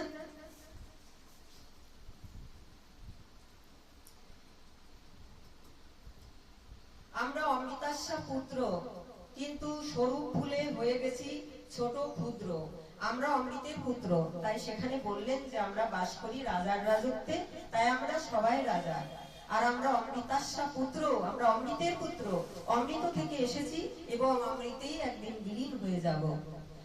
তো একজন আমাদের কি হয়েছে? আমাদের পরিচয়, আমরা স্বরূপ পরিচয় ভুলে গেছি যে আমাদের পরিচয় কি। আমার যদি কেউ জিজ্ঞাসা করে তোমার নাম কি, আমি বলি আমার নাম মিতা পাল। তো সত্যি কি আমি মিতা পাল? আমি কি মিতা হয়ে এসেছিলাম ওই জগৎ থেকে? ভগবান যখন মাতৃগর্ভে আমাকে ফেলেছিলেন, তখন কি আমি মিতা ছিলাম? না, পাল ছিলাম। আমরা ভগবানের সন্তান ছিলাম, অমৃতস্যা পুত্র। তো এই মায়ের কোলে ও বসুমাতার কোলে যেই পড়লাম, সেই ভুলে গেলাম। মা আদর করে নাম রাখলেন অমক তমক, বা তাদের টাইটেলে আমাদের সেই পদবি হলো। তো সত্যি কি এটা আমাদের প্রকৃত পরিচয়? আমাদের প্রকৃত পরিচয় নয়। তো আমাদের প্রকৃত পরিচয় এই ঠুনকো হলে হবে না। তো সেক্ষেত্রে একটা গল্প বলছি। তো একদিন এক পথচারী পথিক, সে আর একজন পথচারীর কাছে জিজ্ঞাসা করছে, ধরো পোদ্দারের মোড়ে এসে ওই দিদির বাড়ির কাছাকাছি এসে বলছে যে আচ্ছা এই গ্রামে বিমল বাবুর বাড়ি কোথায়? তো সেখান থেকে আরেকজন পথচারী বলে দিল যে ওই যে বাড়িতে একটি কাক বসে আছে, বাড়ি চিলেকোঠা, একটি বাড়ি চিলেকোঠা, একটি কাক বসে আছে, সেটাই হলো বিমল বাবুর বাড়ি। সে ভাবছে কি বললো লোকটা, যে বাড়ির চিলেকোঠায় একটি কাক বসে আছে সেটাই বিমল বাবুর বাড়ি। ঠিক আছে, খুঁজে দেখি তাহলে। তো কিছুক্ষণ ঘুরছে, খুঁজছে, খুঁজতে খুঁজতে সেই বিমল বাবুর বাড়ি আর পায় না। তারপরে ভাবছে ও কাক এতক্ষণে উড়ে চলে গেছে, তাহলে সে বাড়ি আর আমি পাবো না। তারপরে আবার কিছু দূর এগিয়ে গিয়ে বলছে, আচ্ছা পথচারী ভাই, পথিক ভাই, তা আপনি আমায় বলতে পারেন যে বিমল বাবুর বাড়ি কোথায়? হ্যাঁ বলতে পারি। সে আবার আর এক রসিক, হ্যাঁ বলতে পারি। বলুন তাহলে। যে বাড়িতে দুটি ঘুঘু পাখি বসে ডাকছে, ঘু ঘু করছে, সেই বাড়িটাই বিমল বাবুর বাড়ি। সে বলছে আরে অবান্তর লোক তো, কেউ বললো কাক বসে আছে যে বাড়ি চিলেকোঠায় ছাদে, সেই বাড়িটাই বিমল বাবুর বাড়ি। তো কাক তো ততক্ষণে উড়ে চলে গেছে, তবে পাবো কোথায়? তার একজন পথচারী ভাইয়ের কাছে জিজ্ঞাসা করলাম, ভাই বলুন বিমল বাবুর বাড়ি কোনটা? সে বলল যে বাড়ি চিলেকোঠায় বসে দুটি ঘুঘু পাখি ডাকছে, সেই বাড়িটাই বিমল বাবুর বাড়ি। তো এটা কি সত্যিকারের পরিচয় হতে পারে? ধুর, অবান্তর লোকজন কোথাকার বলে সে ভাবছে সত্যিকারেই তো আমাদেরও তো স্বরূপ পরিচয় আমরা ভুলে গেছি। আমরা কি এই জগতের অমুক তমুক? না তো, আমাদের তো এটা আসল পরিচয় নয়। আমাদের আসল পরিচয় আমরা অমৃতাস্যা পুত্র, আমরা অমৃতের পুত্র, অমৃত লোক থেকে এসেছি এবং অমৃত লোকেই আমাদেরকে ফিরে যেতে হবে। ভিসা পাসপোর্ট করে কর্মের ভিসা নিয়ে এসেছি, আবার কিছু কর্ম সঞ্চয় করে আবার সেখানেই উড়ে চলে যাব। তো সেটাই হলো আমাদের স্বরূপ পরিচয়। এটা তো আমাদের স্বরূপ পরিচয় নয় যে আমি মিতা পাল, অমুক তুমি অমুক আমি তমুক, এরকম তো পরিচয় হতে পারে না। আসল পরিচয় আমাদের আমরা শ্রীকৃষ্ণের নিত্য দাস। তার থেকে এসেছি এবং তাতেই একদিন বিলীন হয়ে যাব, এটাই আমাদের প্রকৃত পরিচয়, তাই না? তাহলে সেখানে পরিচয় হতো কি, হ্যাঁ বিমল বাবুর বাড়ি চিনি, ওই তো ওই বাড়িটা যান, চলুন আমি দেখিয়ে দিচ্ছি, তাই তো? সেটা হলো আসল, সেই বাড়ির পরিচয়, সেটা হলো আসল। কোথায় বাড়ির চিলেকোঠায় ঘুঘু পাখি বসে ডাকছে, বাড়ির চিলেকোঠায় কাক বসে আছে, এটা কি বাড়ির পরিচয় হতে পারে? তদ্রূপ আমি দেহ নই, আমি আমার আত্মা, আমি অমৃতাস্যা পুত্র, আমি শ্রীকৃষ্ণের পুত্র, সেই অমৃত লোক থেকে এসেছি, এটাই আমার প্রকৃত পরিচয়।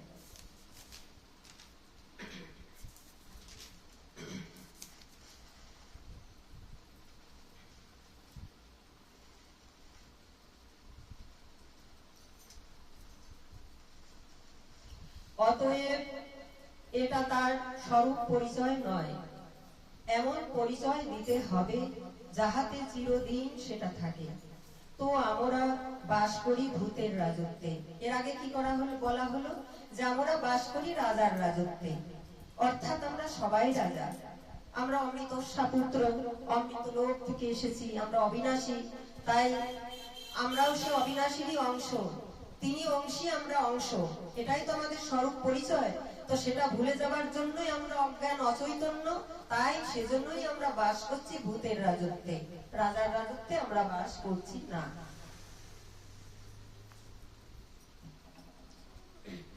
এমন পরিচয় দিতে হবে যাতে চিরদিন সেটা থাকে। তো আমরা বাস করি ভূতের রাজত্বে, তাই নিজেকে চিনতে পারলাম না, সেজন্য নিজেকে চিনতে পারি না যে আমি কে। কেউ যদি বলে আচ্ছা আপনি ভূত দেখেছেন, তখন আমি বলবো হ্যাঁ আমি ভূত দেখেছি।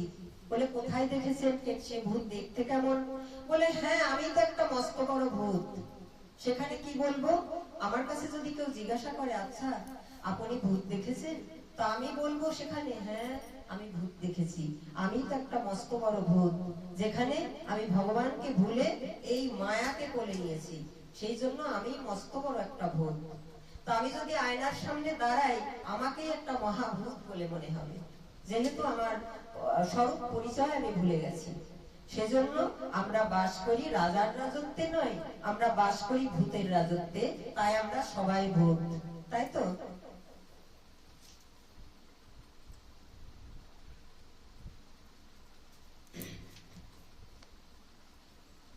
যে ভগবান বলছেন আমার কোনো লয় নেই, ক্ষয় নেই, ধ্বংস নেই, তিনি আজ আমাদের করুণা করবার জন্য ধুলায় লুটালেন, আবার অঝোর ধারায় কাঁদলেন।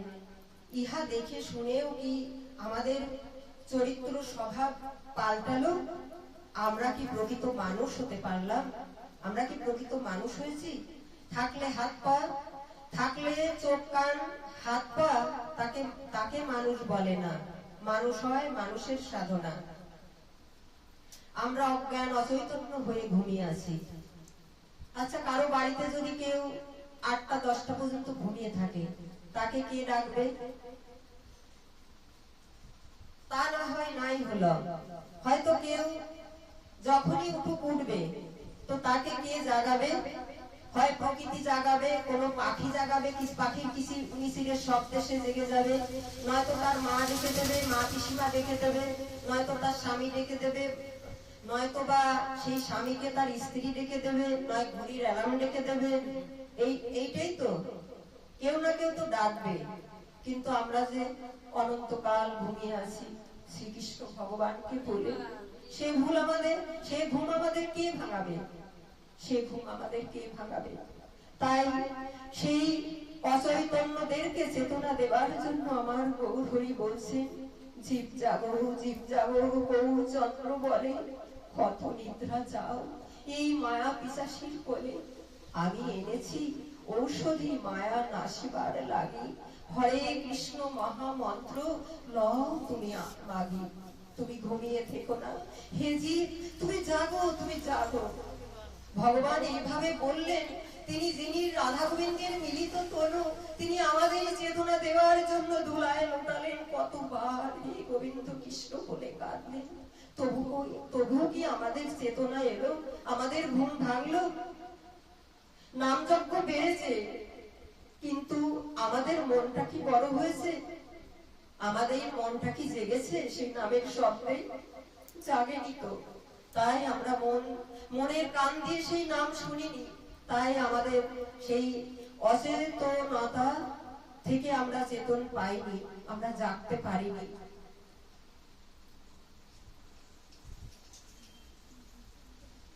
হরে কৃষ্ণ, হরিবল হরিবল। ইহা দেখে ও শুনেও কি আমাদের চরিত্র স্বভাব পাল্টালো? আমরা কি মানুষ হতে পারলাম? আমরা কি জাগতে পেরেছি?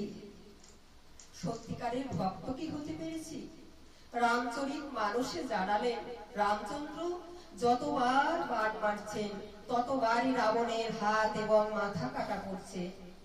মাথা কাটা পড়ছে বটে, তবে দশাননের 10টি মাথা আবার জোড়া লেগে যাচ্ছে। হাত হলো কর্মের প্রতীক। রামচন্দ্র বাণ মারছেন যতবারই, তো দশাননের অর্থাৎ রাবণের 10টি মাথা, তো ততবারই সেই মাথা এসে আবার জোড়া লেগে যাচ্ছে। এই হাত হলো কর্মের প্রতীক আর মাথা হলো বুদ্ধি। এই তাই বিভীষণ বিবেক বলছেন শুধু কর্ম আর বুদ্ধি কাটলেই হবে না, হৃদয়ে বাণ মারো। অর্থাৎ আমরা যতই ভালো কর্ম করি, বুদ্ধি খাটাই, তবু আমাদের কামনা বাসনা মরবে না যদি হৃদয়ে ভক্তি কথার বাণ না মারি। এটাই হলো কথা, যে আমরা যতই বুদ্ধি কাটাই, যত যাই করতে চাই, কিন্তু হৃদয়ে এই ভক্তি কথার ভাগবত কথার বাণ মারতে হবে। তাহলে যদি আমাদের এই হৃদয়টা ভেঙে চুরে ময়লাগুলো আবর্জনাগুলো দূরে চলে যায় এবং ভক্তির জায়গা হয় হৃদয়ে, সেখানে বিভীষণ বললেন রামচন্দ্রকে যে তুমি ওর হৃদয়ে বাণ মারো। আর আমাদের উদ্দেশ্যে বলছেন তোমাদেরও হৃদয়ে বাণ মারো। কিসের বাণ? এই ভক্তি কথার, ভাগবত এবং গীতার কথার বাণ মারো। তাহলে এই তোমাদের কামনা বাসনার এই দশাননের মতো মাথাগুলো এসে আর জোড়া লাগবে না। তাই এতই আমাদের এই কামনা বাসনা এতই প্রবল যে, এই সংসারের চাওয়া এতই প্রবল যে যখন ভাগবত শুনি তখন মনে হয় আর কখনো সংসারে মাতবো না। অথচ বাড়ি এলেই কচুরি পানার মতো আবার এসে সবকিছু ভিড় জমায়, রাবণ শক্তি আবার এসে জোড়া লেগে যায়। তাই তো আমরা যখন ভাগবত কথা শুনি, হৃদয়ে বাণ মারি ভাগবতের বাণ, তখন মনে হয় সংসারে আর মাতবো না, এই মায়া মোহে আর জড়াবো না। আবার বাড়ি গেলেই ওই রাবণের মতো আবার সব এসে আবার জোড়া লেগে যায়।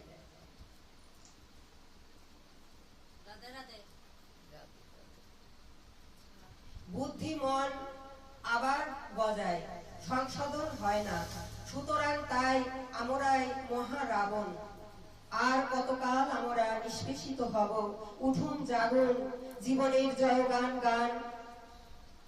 কর্মটা তো আমাদেরই, তাই সেই সৎকর্মটা আমাদেরই অর্জন করতে হবে, সেজন্য আমাদেরই ভুগতে হবে। যদি অসৎকর্ম করি তাহাতে আমাদেরকেই ভুগতে হবে। মন বুদ্ধি অহংকারকে ভগবানের শাসন ও বাণীর দ্বারা পথে আনুন, তাহলেই কামনা বাসনা মরবে। হৃদয়ে বাণটা নিন। মন পাতার মতো সবসময় তরতর করতেই থাকে, নড়তেই থাকে, বহির্মুখী হয়ে ঘুরে বেড়ায়, অন্তর্মুখী হয় না। সেই মন কখনো অন্তর্মুখী হয় না। অন্তর্মুখীকে কি? এই ভগবানের কথা শুনে যেটুকু সৎ কাজ, ভগবানের কাজ আমরা করি, সেটাই হলো অন্তর্মুখী। আর যা কামনা বাসনার দ্বারাই বাইরে টেনে নিয়ে যায়, বাহিরের জগতে যা কিছু করি, বিচরণ করি, সেটাই হলো বহির্মুখী, বাহির জগৎ, আর এটা অন্তর্জগৎ। আত্মস্বরূপকে হৃদয়ে ছবি তোলো, আত্মস্বরূপকে হৃদয়ে ছবি তোলো, ধ্যান করো। বড় বড় নিখুঁত মহাজনদের মুখে ভাগবত কথা শুনুন।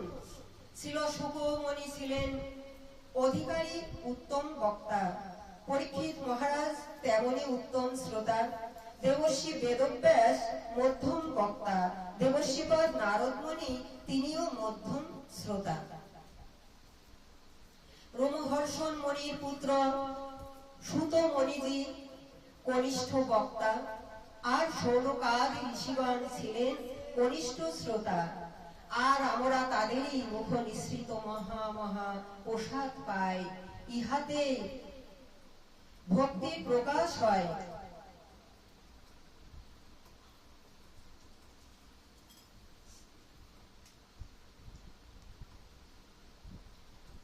সেজন্য আমি একজন ক্ষুদ্র মানুষ, কিছু জানি না, জানতামও না।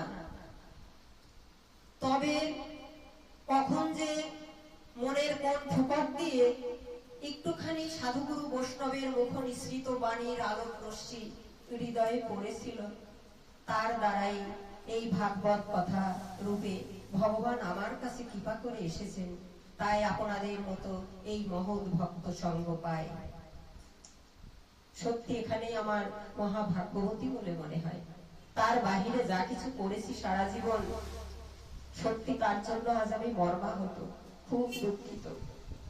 তাই বলি ভগবানের উদ্দেশ্যে এবং গীতা মায়ের উদ্দেশ্যে, মাগো জীবনের এই পরন্ত বেলায় সন্ধ্যা বেলায় কেন এলে? আমার বয়স এখন 60 বছর, আগে কেন আসনি? আগে কেন এলে না মা? কেন দেখা দিলে না? এই জীবনের পরন্ত বেলায় একটুখানি উঁকি দিয়ে তুমি চলে গেলে। তাও আর চোখ নেই, ভালোভাবে করতেও পারি না।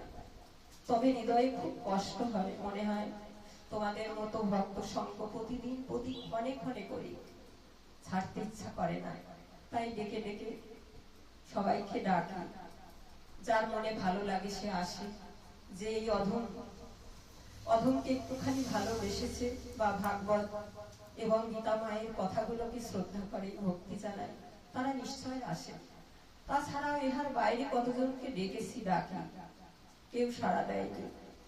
আমার হৃদয়ের কথা বলিতে ব্যাকুল, সুধা এলো না কেহ, সুধা এলো না কেহ। কারো কাছে আমি কোনোদিন কোনো টাকা পয়সাও চাই না। এইটুকুই আমার মহাসম্পদ, এই গীতা এবং ভাগবতের বাণী। আমার ভগবানের কৃপা একটুখানি হয়েছিল, তাই এই আস্বাদনটুকু পাই বা এই স্বাদটুকু আপনাদের মাঝে বিলিয়ে দিতে চাই। এবং আপনাদের মতো ভক্ত সঙ্গের দ্বারাই আমিও সেই স্বাদ আস্বাদন করি। তাই শোনাতে নয়, শুধু শুনতে। আমি শিখাতে নয়, আমি শিখতে চাই আপনাদের চরণ ধুলি কৃপাতে। আমি মূর্খ, মহামূর্খ, কিছু জানি না। সবাই আমাকে কৃপা করে ওই চরণ ধুলি, পবিত্র চরণ ধুলি কৃপা বর্ষিত করে দেয়, যেন জনম জনম তোমাদের মতো আপনাদের মতো ভক্ত সঙ্গ করতে পারি। আর এই জীবনে কিছু চাওয়ার নেই, আর কিছু পাওয়ারও নেই। আমি থাকি ওই 3 তলা বাড়িতে, থাকি 1 তলা ঘরে, কিন্তু যতই থাক বাড়িতে 3 তলা, শুতে হবে একদিন ওই তুলসী তলা। তাই তুলসী মায়ের কাছে বলি, মা জীবন শেষে আর তো তোমার কাছে আমি বলতে পারবো না।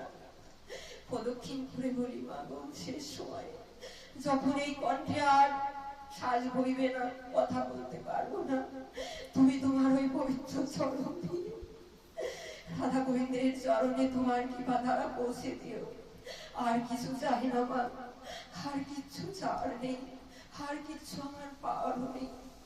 তাই সবার চরণে আমার অনন্ত অনন্ত কোটি কোটি প্রণাম এবং নিবেদন আবেদন। সবাই আমাকে আশীর্বাদ করবে।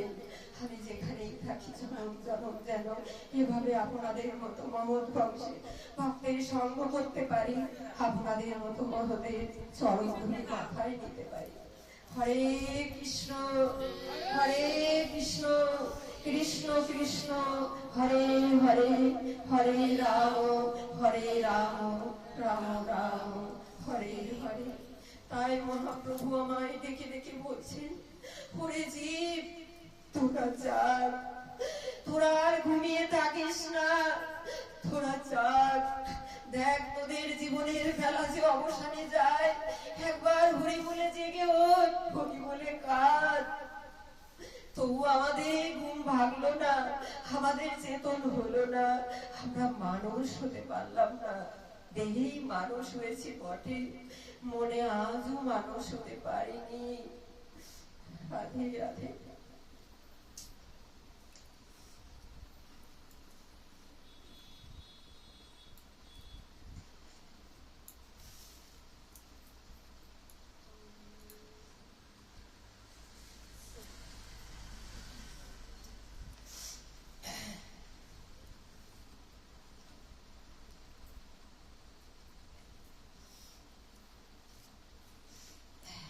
জানি না এই শুষ্ক কণ্ঠে আমার সাথে কোনো বাজনাও নেই, কোনো খোল করতাল আমি বাজাতেও পারি না, সেই সাথে আমি গাইতেও পারি না, কিছু বলতেও পারি না। যতটুকু এই পাঠ্যক্রমটুকু দিয়েছি আমার প্রভুরই দান। রাধে রাধে।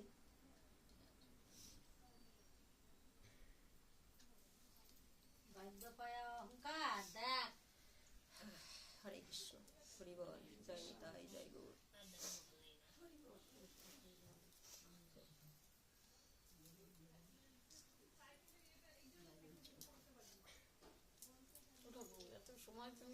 জয় জয় নিতাই গৌর।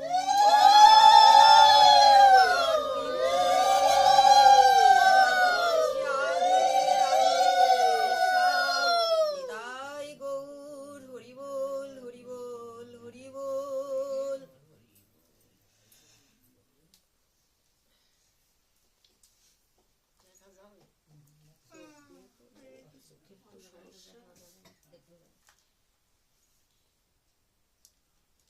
যাই হোক, ভক্তির বৃত্তি কি এবং তার মহিমা কি? ভক্তির বৃত্তি কি এবং তার মহিমা কি?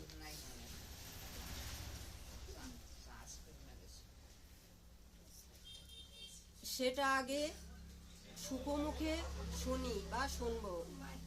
শ্রীপ্রভুর অনন্ত শক্তির মধ্যে তিনটি শক্তি হলো প্রধান।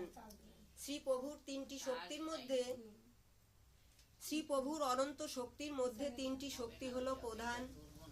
তার মধ্যে অন্তরঙ্গা শক্তি হলো লীলা চালিকা শক্তি, ক্রিয়াশীলা। অন্তরঙ্গা শক্তি কি? লীলা চালিকা এবং ক্রিয়াশীলা শক্তি, সেটা হলো অন্তরঙ্গা শক্তি, অর্থাৎ রাধারানী। সেটা হলো রাধারানী। না পারবে না।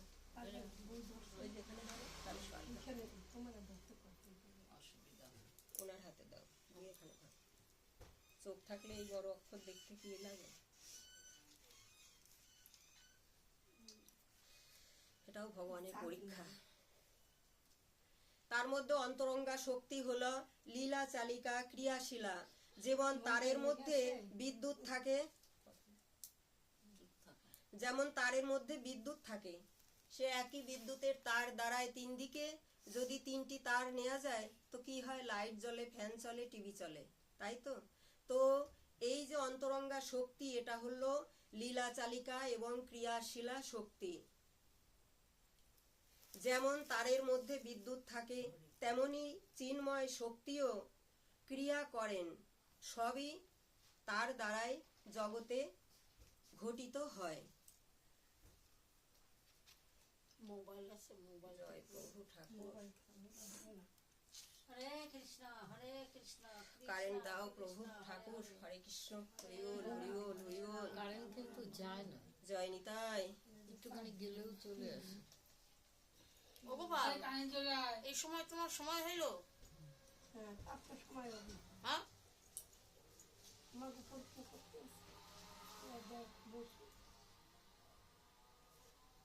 তো ভক্তির বৃত্তি কি এবং মহিমা কি?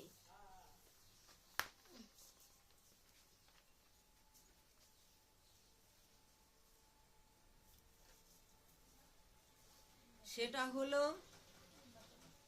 দেখাই যায় না। সুকমুখে শুনি। শ্রীপ্রভুর অনন্ত শক্তির মধ্যে তিনটি শক্তি হলো প্রধান। তার মধ্যে অন্তরঙ্গা শক্তি হলো লীলা চালিকা শক্তি এবং ক্রিয়াশীলা। যেমন তারের মধ্যে বিদ্যুৎ থাকে, তেমনি চিন্ময় শক্তিও ক্রিয়া করে। চিন্ময় শক্তিও ক্রিয়া করে। তাহাই হলো বহিরঙ্গা।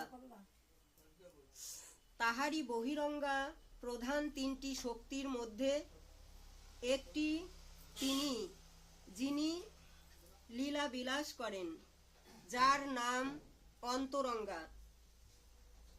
যার নাম অন্তরঙ্গা তিনি হলেন বিশেষ শক্তি। আর বহিরঙ্গা প্রকৃতিই হল মায়া শক্তি। আরেকটি হল তটস্থা, জীব রূপ পরা। সত্য, রজ, তম এই তিন গুণ থাকে এই তটস্থা শক্তির মধ্যে। এই তিন গুণের মাধ্যমেই বহিরঙ্গা মায়া জগৎ পরিচালিত করেন বা পরিচালিত হয়। তাই আমরাই তটস্থা মায়াময়ী জীব।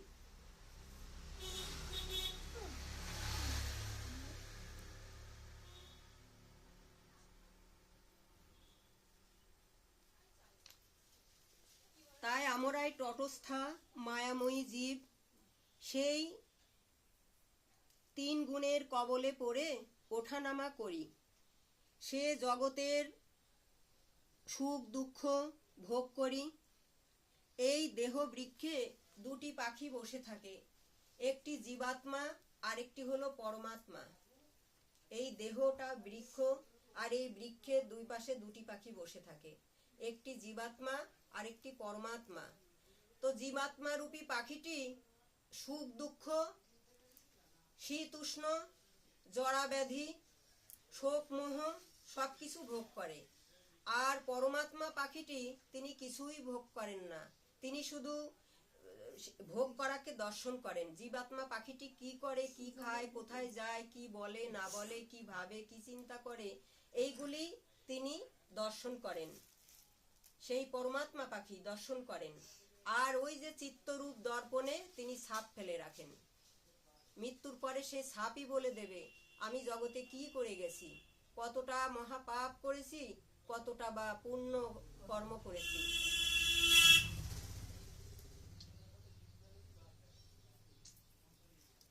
জয় সাধুগুরু বৈষ্ণবের জয় হোক।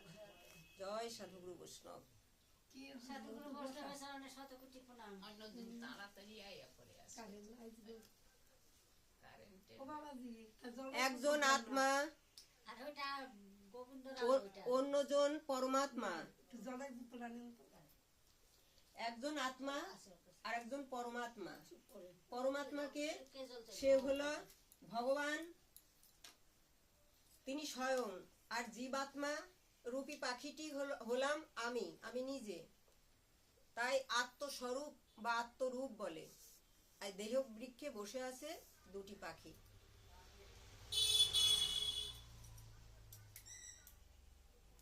এই আত্মারূপী পাখিটি দুটি ফল ভোগ করে, কখনো সুখরূপী ফল, কখনো বা আবার দুঃখরূপী। তবে পরমাত্মা পাখিটি কোনো ফলই ভোগ করেন না, তিনি নিলিপ্ত। তিনি ভক্ষণ করাকে দর্শন করেন। এই জীবাত্মা পাখি কি খাচ্ছে, কি করছে, কি বলছে, সেটাকে তিনি দর্শন করেন।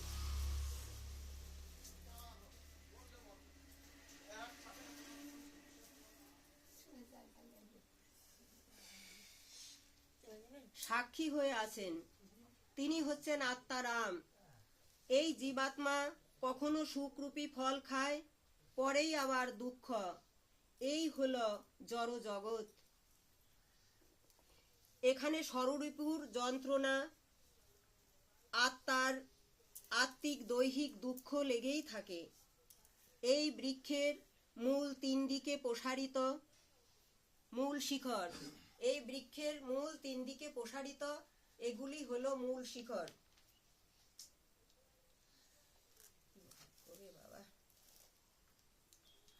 হরে কৃষ্ণ, রাধে রাধে। এই মূল তিন দিকে প্রসারিত জড় প্রকৃতির তিনটি গুণ, সত্য, রজ, তম। এদের সাথে যে যেভাবে সঙ্গ করবে তার স্থায়িত্ব বর্ধিত তেমনই হবে। এই ফলের স্বাদ 4 রকম, ধর্ম অর্থ কাম মোক্ষ। 3 গুণের মধ্যে দিয়েই 4 ফল আস্বাদন করা হয়। এই 4 ফলগুলি ভোগ করা হয় 5টি ইন্দ্রিয়ের দ্বারাই। এই 5টি জ্ঞান ইন্দ্রিয় 6 রকমের কষাঘাত খেয়ে থাকে। শোক, মোহ, জরা ব্যাধি,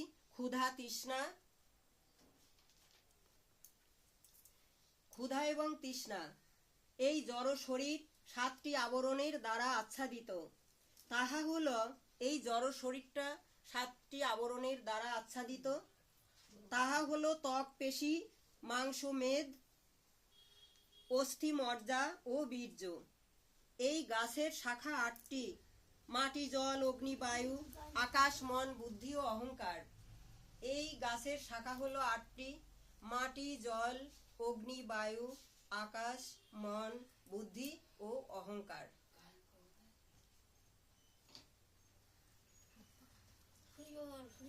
এই শরীরের 9টি দ্বার, চোখ, কান, নাক, মুখ, উপরস্থ এবং পায়ু। তাছাড়া শরীরের অভ্যন্তরে আছে প্রাণ, অপান, ব্যান, উদান, সমান ইত্যাদি। আরো 10 রকমের কষাঘাত, আরোই 10 রকমের বায়ু রয়েছে এই দেহের মধ্যে। দেহ বৃক্ষের 2টি পাখি, জীবাত্মা ও পরমাত্মা ভগবান। এটাও প্রভুর পরীক্ষা, যে দেখি তোরা বসে থাকিস কিনা, তোদের ধৈর্য থাকে কিনা। হরে কৃষ্ণ, জয় নিতাই। বসে রাখলেই বসে থাকবে ভক্তরা। দেহ বৃক্ষের 2টি পাখি, জীবাত্মা ও পরমাত্মা ভগবান। তটস্থা, আমরা শুনলাম যে তটস্থা, জীবরূপ পরা যেটা, সেটা হলো তটস্থা। মানে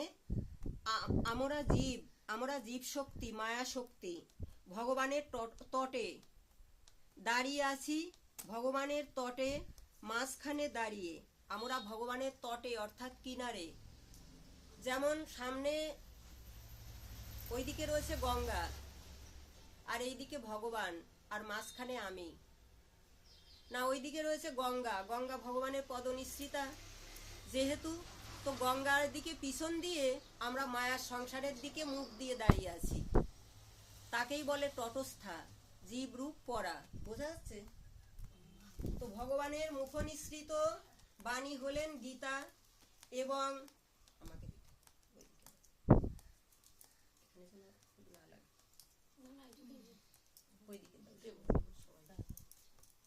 তো আমরা হলাম জীব রূপ পরা, অর্থাৎ তটস্থা শক্তি। কেননা আমরা ভগবানের তটে দাঁড়িয়ে আছি, অর্থাৎ গঙ্গার কিনারে দাঁড়িয়ে আছি। গঙ্গা যেহেতু ভগবানের চরণ নিঃসৃতা, তো গঙ্গার দিকে পিছন, আর মায়ার সংসারের দিকেই আমার মুখটা ঘোরানো রয়েছে। মুখটা এইদিকে মায়ার সংসার, আর এইদিকে গঙ্গা। বুঝলে? তো আমরা সেই ভগবানের তটেই দাঁড়িয়ে আছি, গঙ্গার তটেই কিনারেই দাঁড়িয়ে রয়েছি, কিন্তু মুখটি আমাদের এই মায়ার সংসারের দিকে, আর পিছনটা রয়েছে গঙ্গার দিকে। সেই জন্যে আমরা জীবরূপ পরা এবং তটস্থা মায়া শক্তি। তো আমরা অজ্ঞান, অচৈতন্য হয়ে আছি, তাই গঙ্গার দিকে আমাদের পিছন, আর মুখটি রয়েছে এই মায়ার জগতের সংসারের দিকে। সেই জন্য মায়ার দুঃখ, মায়ার লাথি খাই সব সময়। মায়া আমাদেরকে ছাড়ে না।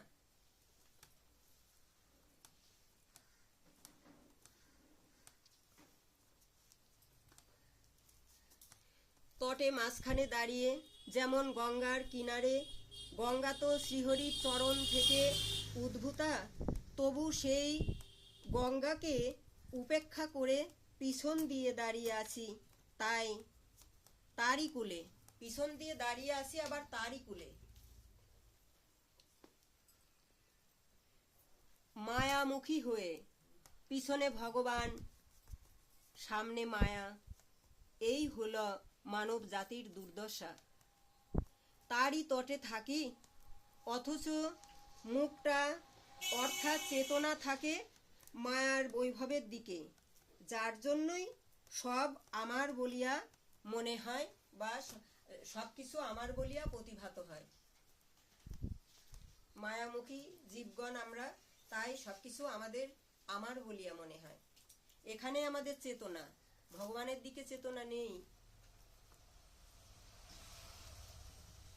সেই মনোভাব থাকলে আমি একজন গণ্ড মূর্খ, প্রতারক, গাধা মানুষ রূপী গাধা, আমার মধ্যেই তিনি রয়েছেন আর দৃষ্টি জগতের দিকে। শুধু এই ভাবনা ভাবি, শুধু আমরা এই ভাবনা নিয়েই থাকি যে দুনিয়াটা মস্ত বড়, খাও দাও ফুর্তি করো। তার থেকে যদি একবার ভাবতাম যে ভজ হুরে মন শ্রী নন্দের নন্দন অভয় চরণার বিন্দরে, তো এই ভাবনাটা আমাদের মধ্যে নেই। আমাদের ভাবনার মধ্যে রয়েছে কি, দুনিয়াটা মস্ত বড়, খাও দাও আর ফুর্তি করো। কিন্তু একবার ভাবি না,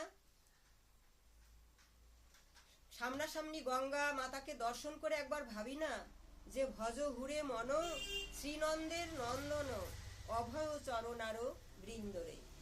এই ভাবনাটা আমাদের মধ্যে নেই।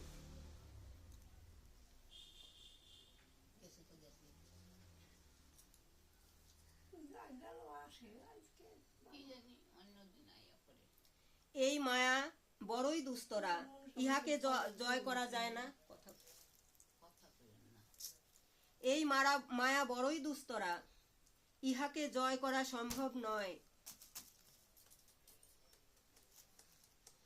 ভাগবত কৃপা ছাড়া ভ্রমর যেমন, এই মায়া জয় করা সম্ভব নয় ভাগবত এবং ভগবানের কৃপা ছাড়া। ভ্রমর যেমন পদ্মের মধু খেয়ে পদ্মেই প্রাণ হারায়। ভ্রমর কি করে, একটি পরিস্ফুটিত পদ্মের মধু খায়, মধু খেয়ে সেই পাপড়ি যখন আবার স্তিমিত হয়ে যায়, এই সূর্যের আলো পেয়ে আবার একসময় শুকিয়ে যায়, তখন ওই ভ্রমর করে কি, ওই ফুলের মধু খেয়ে ওই ফুলের মধ্যেই স্তিমিত পাপড়ির মধ্যেই ঘুমিয়ে পড়ে একসময় শ্বাস আটকে সে ওখানেই মরে যায়। তো আমরাও সেই ভ্রমরের মতো জগতের অখাদ্য কুখাদ্য মধু খাই, আমি ভোগ করি, আর এই যে সংসার পদ্মের মধু মনে করি, বা এখানেই আমরা ঘুমিয়ে আসি অচৈতন্য হয়ে। এখান থেকেই আমাদের প্রাণ যাবে, আসল অমৃত মধু আর পাওয়া হবে না। তো আমরা ভ্রমরের মতো। আবার ধরো একটা সাপ জড়িয়ে আছে, তাকে ভাবছি কি মালা, তো মালায় পরে যদি সেই সাপের কুণ্ডলিটা আমি নিজে গলায় পরি, তো সাপ এক সময় আমায় ছোবল দেবে না? তো আমরা সংসারকেও আমরা সেই কুণ্ডলিনী মালা মনে করেছি, যে এটাই আমাদের মালা, সেটাকে গলায় পরে তাই সারাক্ষণ আমরা দুঃখ জ্বালা ভোগ করছি। সেই সাপের বিষের মতো কথার ছোবল আমাদের বুকে কেউ মারছে, আমরা তাতেই ছটফট করছি, অথচ আমাদের হৃদয় আজও জাগে না যে কোথায় পড়ে আছি। এটা তো আমাদের ঘর নয়, এটা তো আমাদের বাড়ি নয়, গৃহ নয়।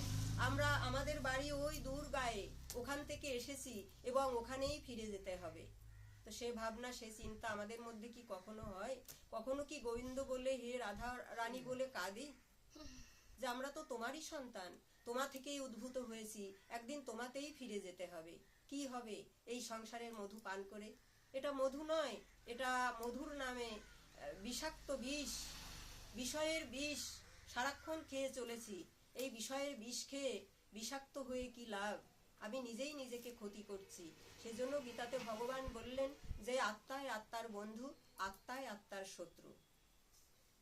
তোমার এই নিজের আত্মাই যদি বহির্মুখী হয়ে ঘুরে বেড়ায়, অন্তর্মুখী না হয়, তবে তোমার সেই আত্মাই তোমার শত্রু। আত্মায় আত্মার বন্ধু কখন হয়? যখন অন্তর জগতে সে আত্মা বিহার করে, সেটাই হলো আত্মায় আত্মার বন্ধু। এবং যদি বহির্মুখী হয় এই আত্মা, বাহিরের স্বাদ নেয়, তবে সেই আত্মাই হলো আত্মার শত্রু। হরে কৃষ্ণ।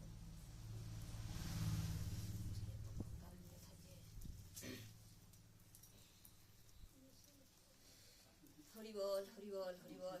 রাধে রাধে। হরে কৃষ্ণ। জয় নিতাই, জয় গৌর।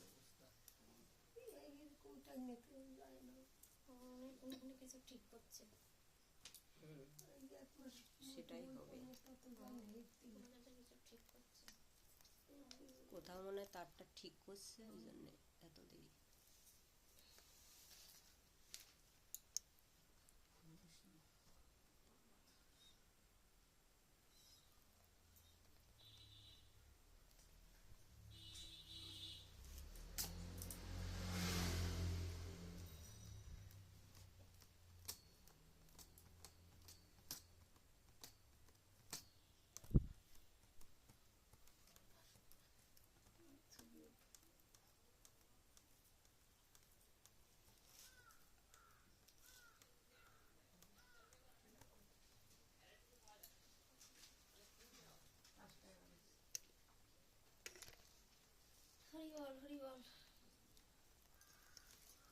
কয়টা বাজে দেখো?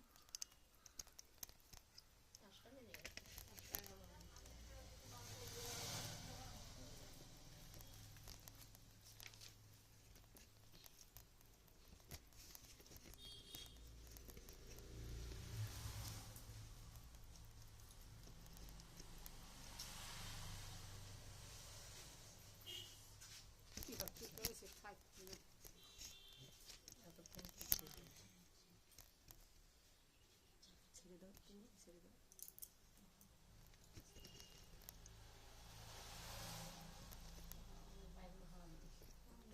ভালো গোল হতো।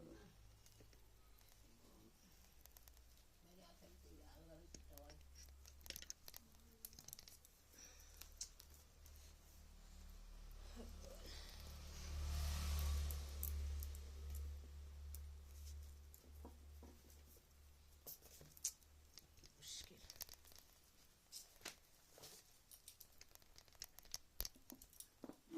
ওটা সরাও তো, ওটা সরাও।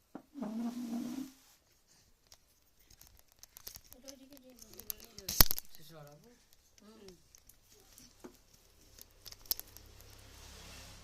আর পাঠাবো না, পৃষ্ঠা পাঠাবো।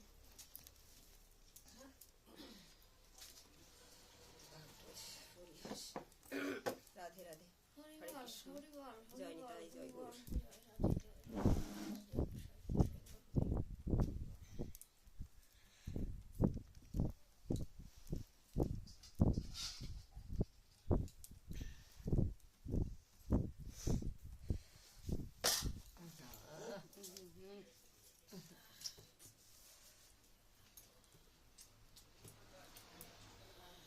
হরে কৃষ্ণ, হরি বল। তার থেকে যদি বলতাম তো ভজ হুড়ে মন শ্রীনন্দের নন্দন অভয় চরণার বৃন্দরে। এই মায়া বড়ই দুস্তরা, ইহাকে জয় করা সম্ভব নয় ভাগবত কৃপা ছাড়া।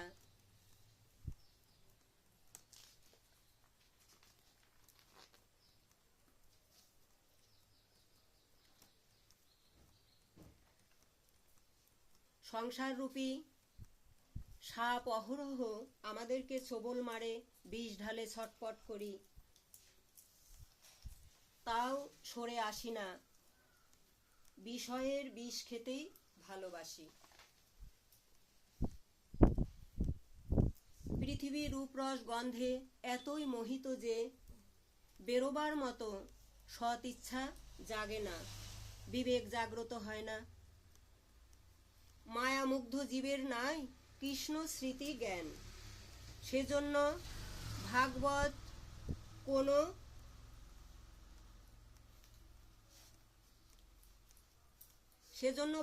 কোলাহলের জায়গা নয়, মনোরঞ্জনও নয় শুধু। ইহা আসল স্মৃতি জাগিয়ে তোলে, আসল স্মৃতি জাগায় এই ভাগবতের বাণী। অনন্ত জন্ম ঘুমিয়ে আছি শ্রীকৃষ্ণ ভুলে, সে ঘুম আমাদের কে ভাঙাবে? একজন প্রতিনিয়ত ডেকে চলেছেন, ভাগবত এবং গীতা মাতাই আমাদেরকে ডাকছেন। হে জীব, ওঠো, জাগো, আমার মহিমা শ্রবণ করো।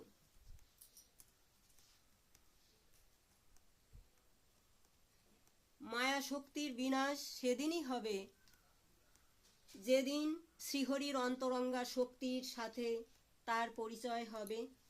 এই অন্তরঙ্গা শক্তির আবার 3টি বিভাজন হয়েছে। যেমন একই বিদ্যুৎ দিয়ে টিভি চালানো যায়, লাইট জ্বালানো যায় এবং ফ্যান চলে।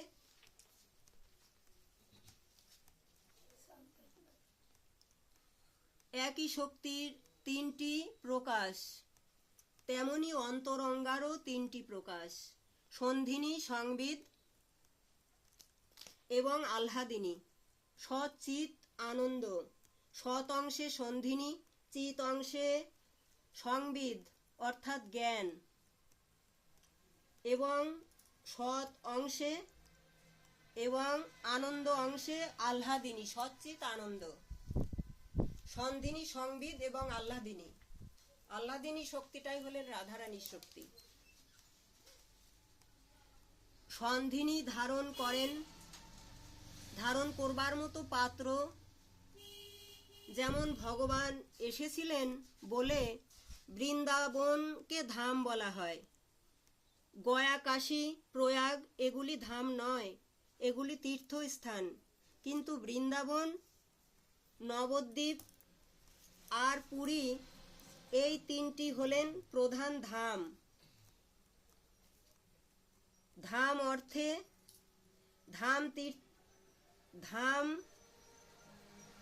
তীর্থে গেলে পূর্ণ হয়, এগুলি হলো ধাম। কোনটা? বৃন্দাবন ধাম, পুরী ধাম এবং নবদ্বীপ, এই 3 স্থান হলেন ধাম। ধামে গেলে কি হয়? ভক্তি হয়, আর তীর্থে গেলে পূর্ণ হয়। সব তোমার ইচ্ছা প্রভু, দুঃখ পাইনি। তুমি এমন করেই শোনাও। আমার কি? তোমার কাজ তুমি করো, আমি কি করবো তার। ধামে গেলে জীবন জোড়ায়, কিন্তু আজকাল বায়ু দূষণ, শব্দ দূষণ, তার থেকেও বেশি দূষণ হলো মানুষের মন। মানুষের মনটাই বেশি দূষণ। সত্যি কিনা বলো? মানুষের মনই কিন্তু বেশি দূষণ। তাই একই জায়গায় ধরো একটা মঠে মন্দিরে ভাগবত পাঠ হয়, সেখানে অন্তত 10-20,000, 50,000 লোক বাস করে। তার মধ্যে আসে কয়জন? ভালো পাঠক হলে সেখানে 200 লোক হয়, আর নর্মাল কেউ হলে হয়তো 20, 30, 40 জন লোক হয়, এরকম। কিন্তু বাস করে কতজন? বাস করে? লক্ষ লক্ষ লোকও সেখানে বাস করে, কিন্তু তাদের ঘুম ভাঙে না। তো ধামে গেলে জীবন জোড়ায়, কিন্তু আজকাল বায়ু দূষণ, শব্দ দূষণ, তার থেকেও বেশি দূষণ হলো মানুষের মন, অর্থাৎ আমার মন, আমারই মন। তাই তো ভগবত কৃপা হলো না। তীর্থের বা ধামের মহিমা খর্ব করছি। তীর্থে গেলে পূর্ণ হয়, আর ধামে গেলে ভক্তি হয়।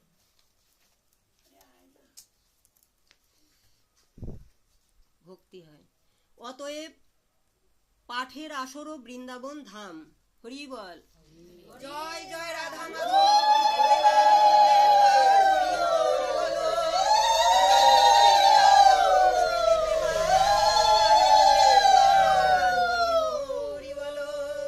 জয় শ্রীরাম, বৃন্দাবন ধাম কি জয়, কানাইয়া লাল কি, সমবেত ভক্ত মণ্ডলী কি, তাদের চরণ ধুলি কৃপা কি, ভাগবতের কৃপা কি, গীতা মায়ের কৃপা কি। কি করবো? নাম ধরেন দিদি, নাম ধরেন। নাম ধরেন। ঠিক আছে। গোবিন্দ কি জয় নাই? হ্যাঁ? গোবিন্দ কি জয় নাই কিন্তু? না, আমি এখনো পাঠ করতে পারি, কিন্তু তোমরা যদি কষ্ট পাও তাহলে। কয়টা বাজে দাদা? কি করবো? আচ্ছা, ঠিক আছে, ঠিক আছে। আবার ভাগ্যে থাকলে আবার আগামীতে হবে। 5:20। 6টা বাজতে যায়। 5:20। ঠিক আছে। আমার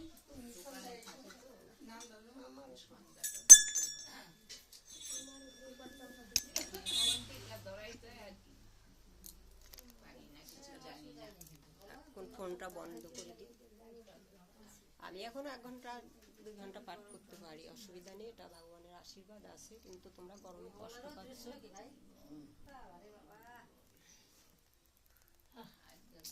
এবারে এমন অবস্থা হলো। কি সুন্দর একটা রবীন্দ্রসঙ্গীত ছিল, তার সাথে নাম ছিল, দারুণ লাগতো। হরে কৃষ্ণ, জয় নিতাই, জয় গৌর। আমাদের আমরা কর্ম খারাপ